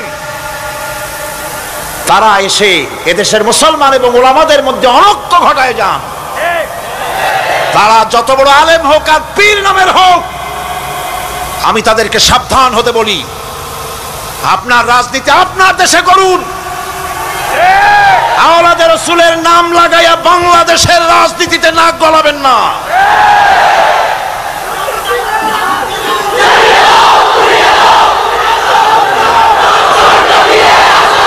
ওলামাদের এক হতে হবে। আমি ওলামায়ে কেরামদের খেদমতে আরজ করি, যদি এক আমরা না হতে পারি, দ্বীন প্রতিষ্ঠা হবে না। কিয়ামতে আল্লাহর কাছে দায়ী হতে হবে। জনগণের কোনো দোষ নাই। জনগণের দোষ আছে? জনগণের দোষ আমি দেই না। বিশ্বাস করুন, যদি আল্লাহ না করুন এদেশে ইসলামী আদর্শ বাস্তবায়িত না হয়, ইসলামী স্টেট কায়েম না হয়, তাহলে কিয়ামতের দিন আলেম ওলামা পীরেরা জনগণের চাইতে সবচাইতে বড় আসামি হবে কিয়ামতে। আল্লাহ পাক এ জাতির ওলামাদের, এ জাতির রাহবারদেরকে ঐক্যবদ্ধ হওয়ার তৌফিক দান করুন। ওনারা যত ফতোয়া দেন, সমস্ত ফতোয়া ইসলামী আন্দোলনের বিরুদ্ধে। মদখোরের কাছ থেকে টাকা নিতে আপত্তি নাই, নিজের মঞ্চে জেনাকার খুনি মদখোরকে নিয়ে এক প্ল্যাটফর্মে বসে বক্তৃতা করতে আপত্তি নাই, কিন্তু ইসলামী আন্দোলনের লোককে মঞ্চে জায়গা দেয় না।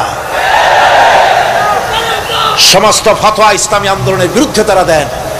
আমি তাদেরকে অনুরোধ করব, আসুন, ঐক্যবদ্ধ হওয়া ছাড়া পথ নাই আল্লাহর দ্বীন প্রতিষ্ঠার জন্য। আর মনে রাখবেন, আপনারা যে ষড়যন্ত্রের শিকারে পরিণত হয়েছেন, যদি দ্বীন প্রতিষ্ঠা না হয়, আর তারা যে স্বপ্ন দেখছে, ইন্ডিয়া এবং তার অনুসারীরা নাস্তিকরা যে স্বপ্ন দেখছে, তা যদি বাস্তবায়িত হয়, কে জামাত করে, কে শিবির করে, কে ফুরফুরার মুরিদ, কে সরসিনার মুরিদ, কে অমুক ইন্ডিয়ার পীর সাহেবের মুরিদ, পাকিস্তান পীর সাহেবের মুরিদ, এগুলা তালাশ করা হবে না। হবে? ওই যে রাশিয়া এসে ঢুকছিল কোথায়? আফগানিস্তানে।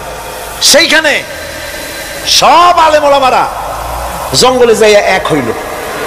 ওই যে একজন বলছিল যে আমি গেলাম, আমার ছেলে গেল তার মামু বাড়ি, মাইয়া গেল তার নানা বাড়ি, বউ গেল তার বাপের বাড়ি, আমি গেলাম আমার শ্বশুর বাড়ি, যাই দেখি সব এক জায়গায়। এই লোকগুলি আলেম ওলামা পীর বুজুর্গ সব গিয়া পাহাড়ের মধ্যে এক জায়গায় হয়েছে। হায় হায়, সুন্নি, কড়া সুন্নি, গোলাপি সুন্নি, ওহাবি, ঠান্ডা সুন্নি, তারপরে দেওবন্দি, সব এক জায়গায়। হায় হায় কি সর্বনাশটা করলাম, যদি ঐক্য থাকতাম তাহলে কি আর রাশিয়া আমাদের উপরে হামলা হতে পারতো, করতে পারতো? চোখের পানি ফেললো, কানলো, একে অপরকে জড়াই ধরলো। তখন অনেক সর্বনাশ হয়ে গেছে, অনেক জীবন দিতে হয়েছে এই ঐক্যের পর। তারপরে আল্লাহ মেহেরবানি করেছেন তওবা করার কারণে। কিন্তু আমাদের দেশে অনৈক্যের কারণে, আল্লাহ না করুন যদি এখানে ইসলামের দুশমন যারা, আজ তো তারা রেডিওতে বসে আছে, আজ তো তারা টিভিতে বসে আছে, আজ তো তারা নাটক তৈরি করে, আজ তারা সিনেমা তৈরি করে। गुलिस्तान के हर शाख पर उल्लू बैठे हैं, फिर अंजाम गुलिस्तान क्या होगा। ফুল বাগিচার ডালে ডালে হুতুম পেচারা বসে আছে, এ ফুল বাগানের অবস্থা কি হবে? নাস্তিক, মুরতাদ, বেঈমান সব এগুলিকে দখল করে আল্লাহর দ্বীনকে বুড়ো আঙ্গুল দেখাবার প্রচেষ্টা চালাচ্ছে। যদি তাদের স্বপ্ন কামিয়াব হয়, তাহলে মনে রাখবেন ওই কাবলির মতো, যে কাবলি এসে দেখছিল যে বাঙালি ছেলে, বাংলাদেশি ছেলে সে জাম খেতেছে, জিজ্ঞেস করছে তুম সব क्या खाया करते हो? বলছে हम सब जाम खाया करते हैं। काबली बोलছে हम खा सकते हैं, तो क्यों नहीं, जरूर तशरीफ लाइए दरख्त पर और मजे से खाइए। আসেন গাছে ওঠেন, জমের খাওয়া খান। কাবলি উঠছে, এখন ও তো আর বোঝে না যে কোনটা ভালো লাগবে।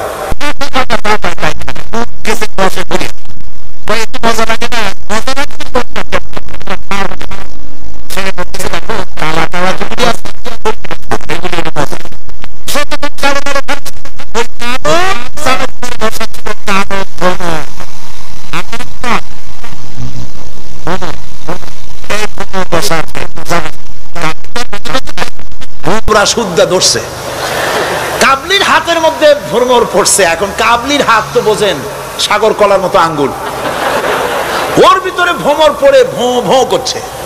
কাবলি বলছে ভোঁ করো, ভাঁ করো, छोड़ेगा नहीं, কালে কালে जितने पाएंगे सब खा छोड़ेंगे।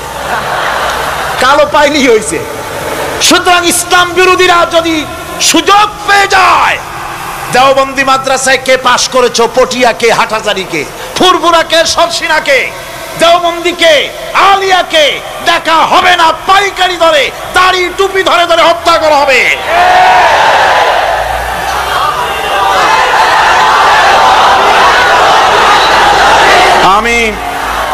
আমি অত্যন্ত বিনীতভাবে চট্টগ্রামের তাফসিরের কোরআন মাহফিলের পক্ষ থেকে গোটা দেশবাসীকে আহ্বান জানাই, আলেম ওলামাদের প্রতি বলি, আপনাদের পায়ে ধরি, ওলামা হযরত, পীর সাহেব কেবলারা, আপনাদের পায়ে ধরি, আল্লাহর রাস্তে ঐক্যবদ্ধ হন, ইসলামী আন্দোলনের বিরুদ্ধে ফতোয়া দিবেন না। এটি আত্মঘাতী কাজ, নিজেদের সর্বনাশ নিজেরা করছেন, নিজেদের পায়ে নিজেরা কুড়াল মারতেছেন। এরপরে আমি যুবকদের জন্য বলবো, যুবকরা তোমরা যারা মাহফিলে এসেছো, মাহফিলে যুবকরাই বেশি আসে আলহামদুলিল্লাহ। এই জন্য মাহফিলে লোক ঠেকাবার জন্য কত যে চেষ্টা, তাদের চেষ্টার কোনো অবধি নাই।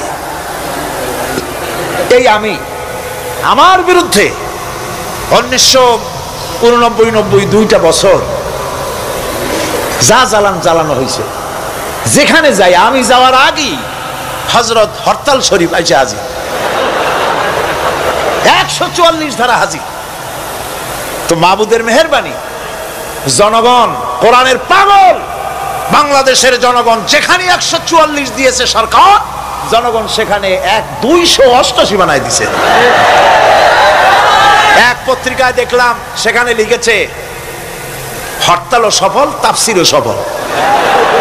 তা আবার কেমনে? তারপরে দেখলাম উনি নিজেই লিখছেন, তিনি আবার এখনকার সরকারের একজন মন্ত্রীও, প্রতিমন্ত্রী। তিনি লিখছেন সেখানে যে সাইদি যেখানে যায় হরতালের ডাক দেওয়া হয়। তো হরতালের ডাক দেওয়া হলো পরে স্কুল বন্ধ, কলেজ বন্ধ, মাদ্রাসা বন্ধ, দোকানপাট বন্ধ, কারখানা বন্ধ, সন্ধ্যার দিকে কারো কোনো কাজ নাই, সব তাফসিরে হাজির। তো দুটোই সফল হলো।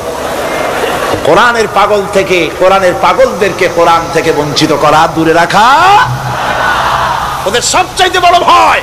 বুড়ারা ওরাই যাবে মাহফিলে, যুবকরা যায় কেন? ওদের চিন্তা যে আমাদের পুকুরের জিয়ানো মাছগুলি সব তো নিয়ে গেল, ঠেকাইতে পারবে না। এই যুবকদের শরীরের ভিতরে রক্ত কার? না না, আল্লাহর রক্ত না, আন্দাজে কথা কইেন না। এই যুবকদের মধ্যে রক্ত হিন্দুর রক্ত নাই, সূর্য সেনের এক ফোঁটা রক্ত নাই, রবীন্দ্রনাথের রক্ত নাই। এ কোটি কোটি মুসলমান যুবকের ভেতরে রয়েছে শাহ মখদুম, শাহ আমানতের রক্ত, হাজী শরিয়তুল্লাহর রক্ত রয়েছে, হাজী নিসারউদ্দিনের রক্ত, তিতুমীরের রক্ত রয়েছে। সুতরাং এই মুসলমান যুবকদেরকে ইসলামের রাস্তা থেকে সরিয়ে দেওয়া যাবে না। যুবকদের বলি, আল্লাহর দ্বীন কায়েমের জন্য ঐক্যবদ্ধ হতে হবে। বাংলাদেশ আল্লাহর জমিন, কোরআনের আইন এখানে প্রতিষ্ঠার জন্য যুবকদের বলি, ইসলাম শেখো, কোরআন শেখো, চরিত্র বানাও। When character is lost, everything is lost.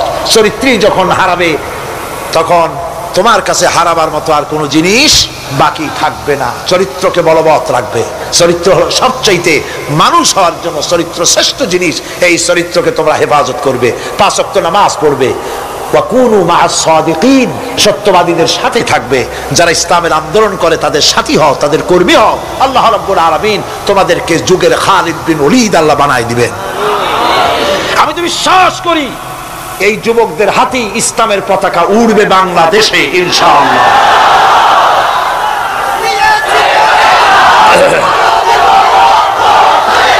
এই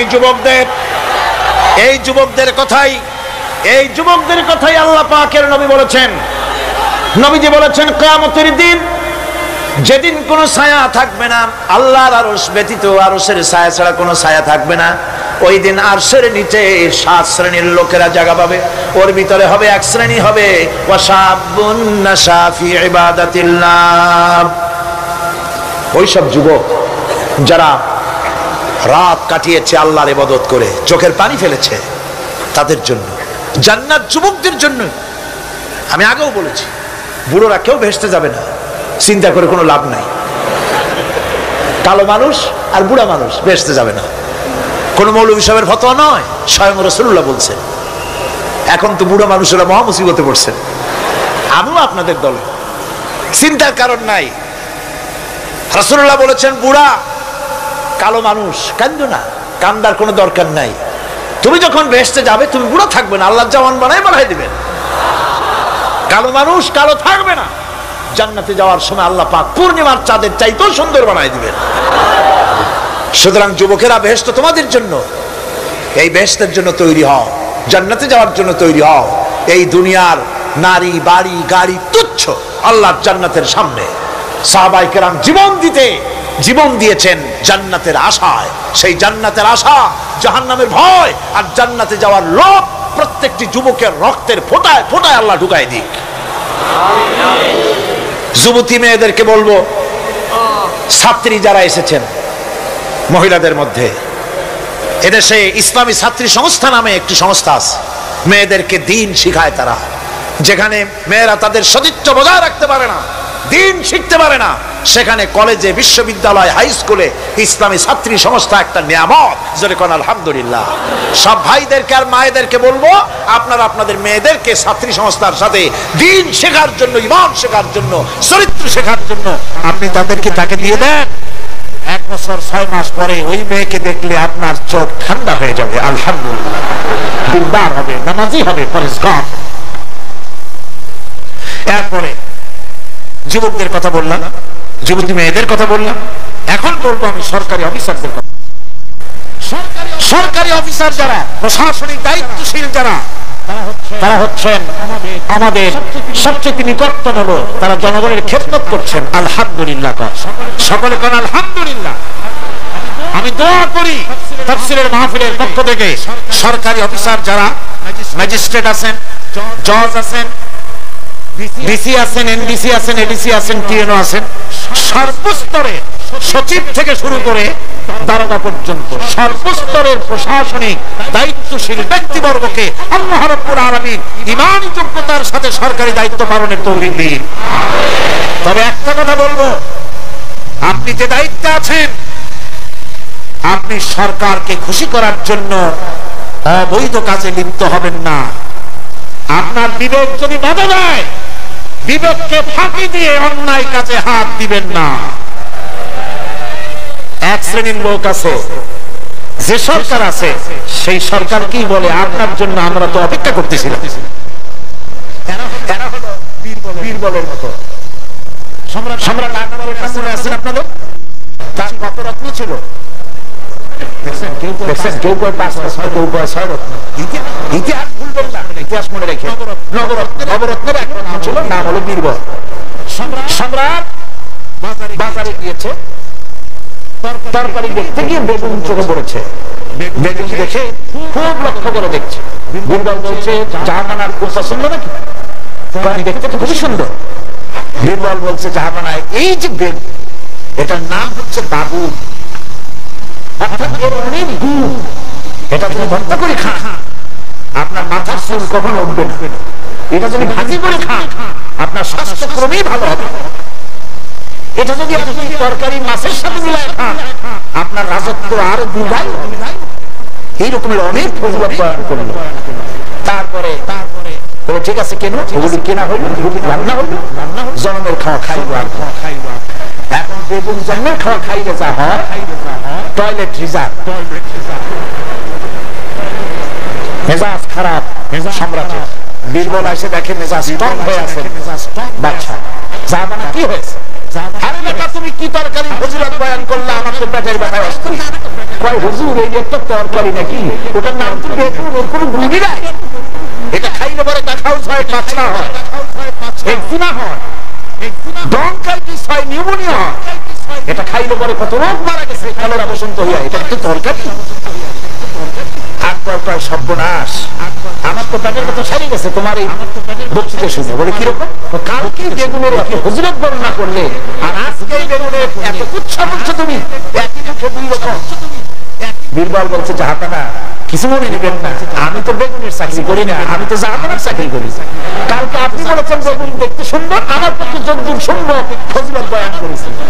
আজকে আপনি বলছেন বেগুন খারাপ, আর আমি কি খারাপ খারাপও ভালো করে আমার কল্যাণে হারাবো নাকি? আমার দেশে সচিব থেকে শুরু করে সর্বস্তরের অফিসাররা বলবো, সরকারকে ক্ষতি করার জন্য ইসলামের বিরুদ্ধে পদক্ষেপ নেবেন না। ইসলামের পক্ষে থাকুন, এই কথা কখনো বলে যাবেন না। আল্লাহ রাব্বুল আলামিন আপনাদেরকে সিংহের মতো, আপনাদেরকে ব্যাঘ্রের মতো ইমানি মজবুতির সঙ্গে ইমানের দায়িত্বের সাথে সরকারি দায়িত্ব পালনের তৌফিক আমার আল্লাহ যেন দান করে, দোয়া করি। এরপরে বলবো আমার মা বোনদের কথা, যারা কষ্ট করে এসেছেন। আমরা মুনাজাতের দিকে ক্রমে এগিয়ে যাচ্ছি, বক্তব্য শেষ পর্যায়ে এসেছি। মা বোন, আমাদের বোনেরা, আমাদের মায়েরা আমাদের কাছে সবচেয়ে সম্মানের পাত্রী। কোন আলহামদুলিল্লাহ। আজকে বললেন কেন? সকালবেলা এখানে মহিলা অনুষ্ঠান হয়েছিল, হাজার হাজার মা বোনেরা এসেছিলেন। একজনের প্রশ্ন করলেন যে স্বামীর পায়ের তলে নাকি স্ত্রীর জান্নাত। আমি বলেছি একটা বাজে কথা, মিথ্যে কথা। স্বামীর পায়ের তলে রাসূলুল্লাহ এরকম কথা কখনো বলেন না, বরং হুজুর বলেছেন মায়ের পায়ের তলে সন্তানের জান্নাত। আলহামদুলিল্লাহ। আমি আগেও বলেছি আমরা পুরুষ, আমাদের পায়ের তলে জুতা, আর আপনারা পর্দার আড়ালে আমাদের বোনেরা মায়েরা, আপনাদের পায়ের তলে আল্লাহর জান্নাত। আপনারা খাদিজার উত্তরসূরি, আপনারা ফাতিমার উত্তরসূরি, আপনারা হযরত আয়েশার উত্তরসূরি। আপনাদের সতীত্বকে বিনষ্ট করার জন্য এক শ্রেণীর বুদ্ধিজীবীরা আপনাদেরকে ময়দানে নামাতে চায়। ইসলাম আপনাদেরকে অধিকার দিয়েছে, এত বড় অধিকার কেউ দেয়নি। আমি সবসময় বলি, মায়েরা, বোনেরা, আমার দেশের মুসলিম মহিলারা যদি জানতেন ইসলাম তাদেরকে কি মর্যাদা দিয়েছে, এটা যদি তারা জানতেন, তাহলে ইসলামের দেওয়া অধিকারটা পাওয়ার জন্য তারা রাস্তায় নেমে মিছিল করতেন যে আসলে ইসলাম আমাদের যে মর্যাদা দিয়েছে সেইটা ফিরায় দাও, আর কিচ্ছু চাই না, ওইটাই ফেরত দাও। মা বোনেরা, ইসলাম প্রতিষ্ঠিত হলে পরে বাংলাদেশে যদি ইসলাম কায়েম হয়, আপনাদের চাকরি, শিক্ষা, ব্যবসা, আপনাদের সবটা ইসলাম সংরক্ষণ করবে। অর্ধেক জনশক্তি নারী, আপনাদেরকে অবহেলা কেউ করতে পারবে না। রাসূলুল্লাহ করেন নাই, আল্লাহ করেন নাই। রাসূলের মসজিদে আল্লাহ নবী নিজে মহিলাদের জন্য জায়গা করে দিয়েছেন। আজও মসজিদে নববীতে বাবুন নিসা, মহিলাদের জন্য আলাদা দরজা রিজার্ভ। আলহামদুলিল্লাহ, আলহামদুলিল্লাহ। আমার মা বোনেরা, রাসূলুল্লাহ সাল্লাল্লাহু আলাইহি সাল্লামের সব ছেলেরা ছেলে মারা গেলেন, বেঁচে ছিলেন সব মেয়েরা। এমন একটা হাদিস খুঁজে পাওয়া যাবে না যে আল্লাহর নবী দোয়া করে বলেছিলেন, আল্লাহ ছেলে মরে গেল, আমার একটা ছেলে না। মেয়েতেই সন্তুষ্ট ছিলেন। আলহামদুলিল্লাহ। আমার হুজুর বলেছেন বিদেশে যাবে, বাজারে যাবে, কিছু না কিছু উপহার সামগ্রী বাড়ি কিনে নিয়ে যাও, আর ঘরের মধ্যে ঢুকে প্রথমেই দিবে মেয়েকে দিয়ে দেওয়া শুরু করবে। সুবহানাল্লাহ বলতে পারবেন না? প্রথমে কারে দিবা? মনে রাখবেন আপনারাও, প্রথমে মেয়েকে দিবেন, প্রথমে মেয়েকে দিবেন, মেয়েকে যত্ন করবেন। অনেক হতভাগ্য পুরুষ আছে, বারবার মেয়ে হয় দেখে মুখটা কালো হয়ে যায়, বউকে তালাক পর্যন্ত পায়। এগুলি যা মেয়ে নিয়ামত, মেয়ে কি নিয়ামত, মেয়েদেরকে সম্মান করুন, মেয়ে জাতিকে সম্মান করুন। পত্র পত্রিকায় দেখি স্কুল যখন ছুটি হবে, girls school, girls high school, girls college ছুটি হবে যখন বা ক্লাস শুরু হবে যখন, রাস্তার পাশে এক শ্রেণীর বখাটে ছেলেরা গিয়ে দাঁড়ায় থাকে, শীষ দেয়, বাজে কথা বলে। আশ্চর্য কথা, তুমি কি তোমার এক মায়ের পেটে আসনি? তোমার মা নাই, তোমার বোন নাই, তুমি অন্য মেয়েদের দিকে তাকায় তাকে উত্ত্যক্ত করো, তোমার লজ্জা করে না? ইসলামী গভর্নমেন্ট যদি আসে, কারো বাবার ক্ষমতা নাই মেয়ে লোকের দিকে চোখ তুলে অন্যায় ভাবে তাকায়। আজ এসিড মারে, কোনো শাস্তি হয় না। ইসলামী গভর্নমেন্ট আসলে বলে এসিড মারা তো দূরের কথা, শীষ কেউ দিতে পারবে না, উত্ত্যক্ত করতে পারবে না। মা বোনেরা, আপনাদের অস্তিত্বের জন্য, আপনাদের সতীত্বের জন্য, আপনাদের অধিকার প্রতিষ্ঠার জন্য ইসলামের চাইতে গ্যারান্টি আর কোথাও নাই। সবটা গ্যারান্টি কোথায় আছে? ইসলাম। সুতরাং সমস্ত পুরুষদের বলবো, নারী জাতিকে সম্মান করার জন্য, নারী জাতিকে আল্লাহ পাক সম্মান দিয়েছেন, রাসূল করিম সাল্লাল্লাহু আলাইহি ওয়াসাল্লাম সম্মান দিয়েছেন। আল্লাহর নবী বলেছেন, নবীজির কাছে প্রশ্ন হয়েছে খেদমত করব কার? হুজুর বলেন তোমার মায়ের। তারপরে কার? তোমার মায়ের। তারপরে কার? তোমার মায়ের। তারপরে কার? তোমার পিতার। আল্লাহর নবী মা বাপের চাইতে মায়ের মর্যাদা 3 গুণ বাড়াইয়া দিলেন। সে যে মাই হোক, আপন না হোক আর সৎ মা হোক, মায়ের মামাই। মা যদি নামাজ না পড়ে, রোজা না রাখে, চরিত্র যদি খারাপ হয়, মাকে চোখ রাঙাইয়া কথা বলা যাবে না। সুবহানাল্লাহ কোন? চোখ রাঙায় কথা বলা যাবে না, ধমক দেওয়া যাবে না, সেনসিটিভ পয়েন্ট। বুখারী শরীফের হাদিস, মা বাপ খুশি, আল্লাহ খুশি, মা বাপ নারাজ, আল্লাহ নারাজ। মা বাপকে অসন্তুষ্ট করে বেহেশতে যেতে পারবেন না। মা বাপকে খুশি করেন, মাকে সম্মান করুন, মহব্বত করুন। আল্লাহ শিখাই দিয়েছেন। মা বাপ এমন সেনসিটিভ পয়েন্ট যে ব্যবহারটা আল্লাহ শিখাইছেন। কে শিখাইছেন? আল্লাহ রাব্বুল আলামিন বলেন, ওয়াকুল লাহুমা কাওলান কারীমা। মা বাবার সঙ্গে সম্মানজনক কথা বলো, খবরদার বেয়াদবি করবে না। আর মা বাপের জন্য, তাদের জন্য আমি আল্লাহ রাব্বুল আলামিনের কাছে দোয়া করো, রব্বিরহামহুমা কামা রাব্বায়ানি সাগীরা। পড়েন সবাই, রব্বিরহামহুমা কামা রাব্বায়ানি সাগীরা। আল্লাহ রাব্বুল আলামিন শিখাই দিলেন, বান্দারে তোর মা বাপের জন্য আমার কাছে দোয়া করায়। আল্লাহ, আমার মা বাপ যেমন ছোট্টবেলায় আমাকে স্নেহের কোলে লালন পালন করেছে, মাবুদ গো, আমার মা বাপকে তোমার রহমতের কোলে লালন পালন করো। আল্লাহ শিখাই দিচ্ছে। হাদিস শরীফে এসেছে, হুজুর বসে আছেন মসজিদে নববীতে, সাহাবায়ে কেরাম বসা। এক বৃদ্ধা মহিলা প্রবেশ করেছেন মসজিদে, হুজুর তাকে দেখে দাঁড়ায় গেলেন। মহিলা আসার পর নবীজি নিজের গায়ের চাদর বিছিয়ে দিলেন। মহিলা চলে যাওয়ার পর সাহাবায়ে কেরাম জিজ্ঞেস করলেন, হুজুর, একজন সাধারণ মেয়ে লোকের জন্য হুজুর নিজের চাদর বিছাইলেন, বুঝলাম না ফজিলত কি, চিনলাম না মেয়ে লোকটাকে। হুজুর বলেন, সাহাবীরা, চাদর তো ভালো, হক তো আদায় করতে পারি নাই, চিনতে পারো নাই, তোমরা বুঝতে পারো নাই। আমি দুনিয়া আসার পর আমার মায়ের দুধ আমার কিসমতে তেমন হয় নাই, আমি আমার মায়ের যত্ন তেমন পাই নাই, স্নেহ আদর তেমন পাই নাই। যার বুকের দুধ খাইয়া, যার কোলে কাখে চড়ে আমি বড় হয়েছি, ইনি আমার সেই দুধ মা হযরতে হালিমাতুস সাদিয়া। বন্ধুরা, মা যদি বেঁচে থাকে রাত্রে বাড়ি গিয়ে পায়ে ধরুন, বলেন মা অন্যায় করেছি, জীবনে বহু বেয়াদবি করেছি, আমারে মাফ করে দাও। বিশ্বাস করুন, মা বাপের যদি খেদমত করেন, মা বাপ যদি রাজি থাকে, রিস্কে, খাদ্যে, টাকায়, ইজ্জতে জীবনেও কষ্ট হবে না। মা বাপের খেদমত করুন, মা বাপকে ভালোবাসুন, শ্রদ্ধা করুন। আমার মায়ের, আমার বোনের, আপনারা যারা আসছেন, আপনারা আমাদের সম্মানের পাত্রী। ইসলাম আপনাদের কত অধিকার দিয়েছে প্রতি বছর বলেছি, আজ আর লম্বা কথা বলতে চাই না, শুধু বলি পর্দায় থাকুন, পর্দায় থাকুন, আপনার সম্মান আপনি রক্ষা করুন, পর্দায় চলাফেরা করুন, সন্তানদেরকে মানুষ করুন, তাদেরকে ইসলামের রাস্তায় চালান। মা বোনদের ব্যাপারে এই আরজ করছি, ঘরে ঘরে ইসলামের দুর্গ বানান, আপনার সন্তানদেরকে ইসলামের রাস্তায় আনেন, স্বামীকে নামাজি বানান, চরিত্রবান বানান, দিনদার বানান।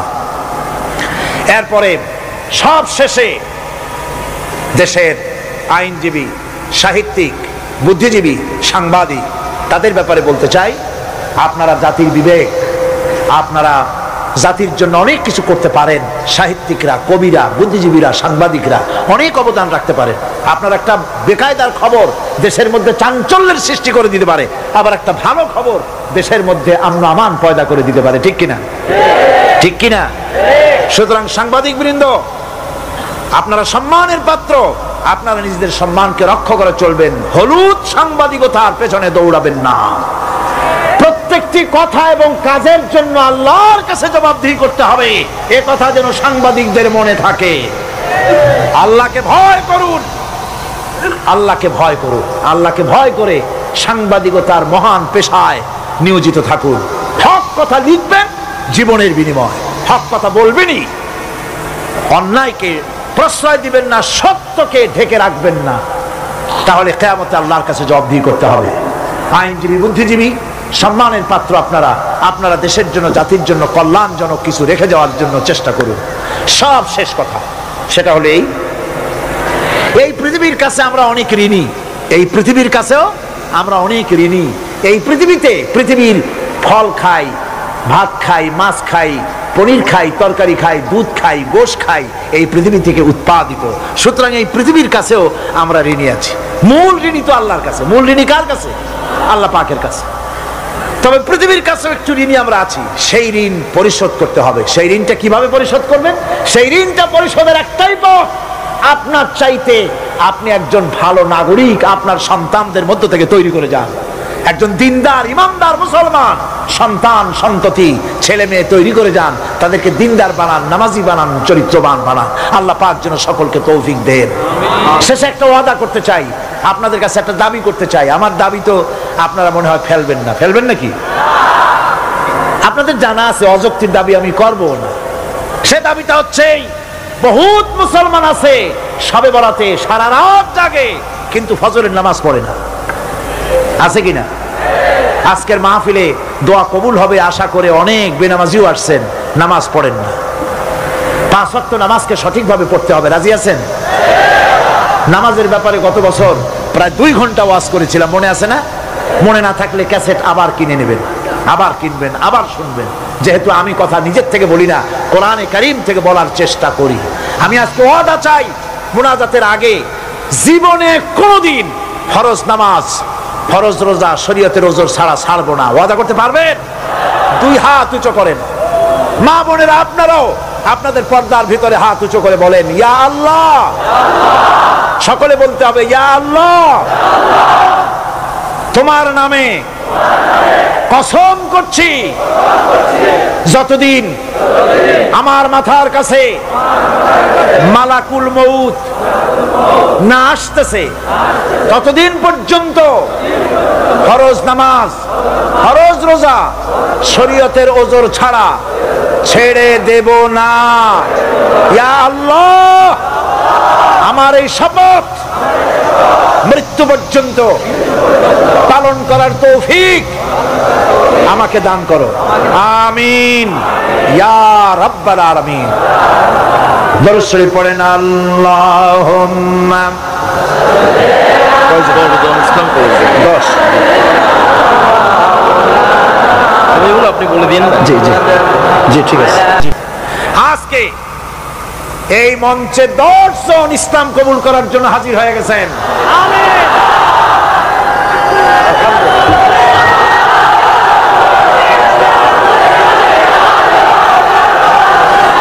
আলহামদুলিল্লাহ কোন, জোরে কোন আলহামদুলিল্লাহ।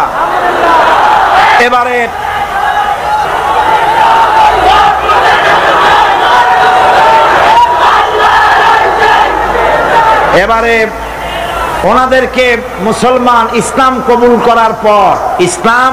করার পর আমাদের 5 দিনের তাফসিরের মাহফিলের কাঙ্ক্ষিত মুনাজাতের দিকে গিয়ে যাব এবং অবশ্যই আমি বিশ্বাস করি মুনাজাত আল্লাহর দরবারে কবুল হবে ইনশাআল্লাহ। তাহলে এখন হলো 13 জন না 31 জন, সর্বমোট এখন হচ্ছে 13 জন, প্রথম দিন এবং মাঝে চতুর্থ দিনে একজন, এই সব মিলাইয়া 39 নয়, সব মিলিয়ে এবারের তাফসিরের মাহফিলে 31 জন ইসলাম কবুল করলেন আলহামদুলিল্লাহ।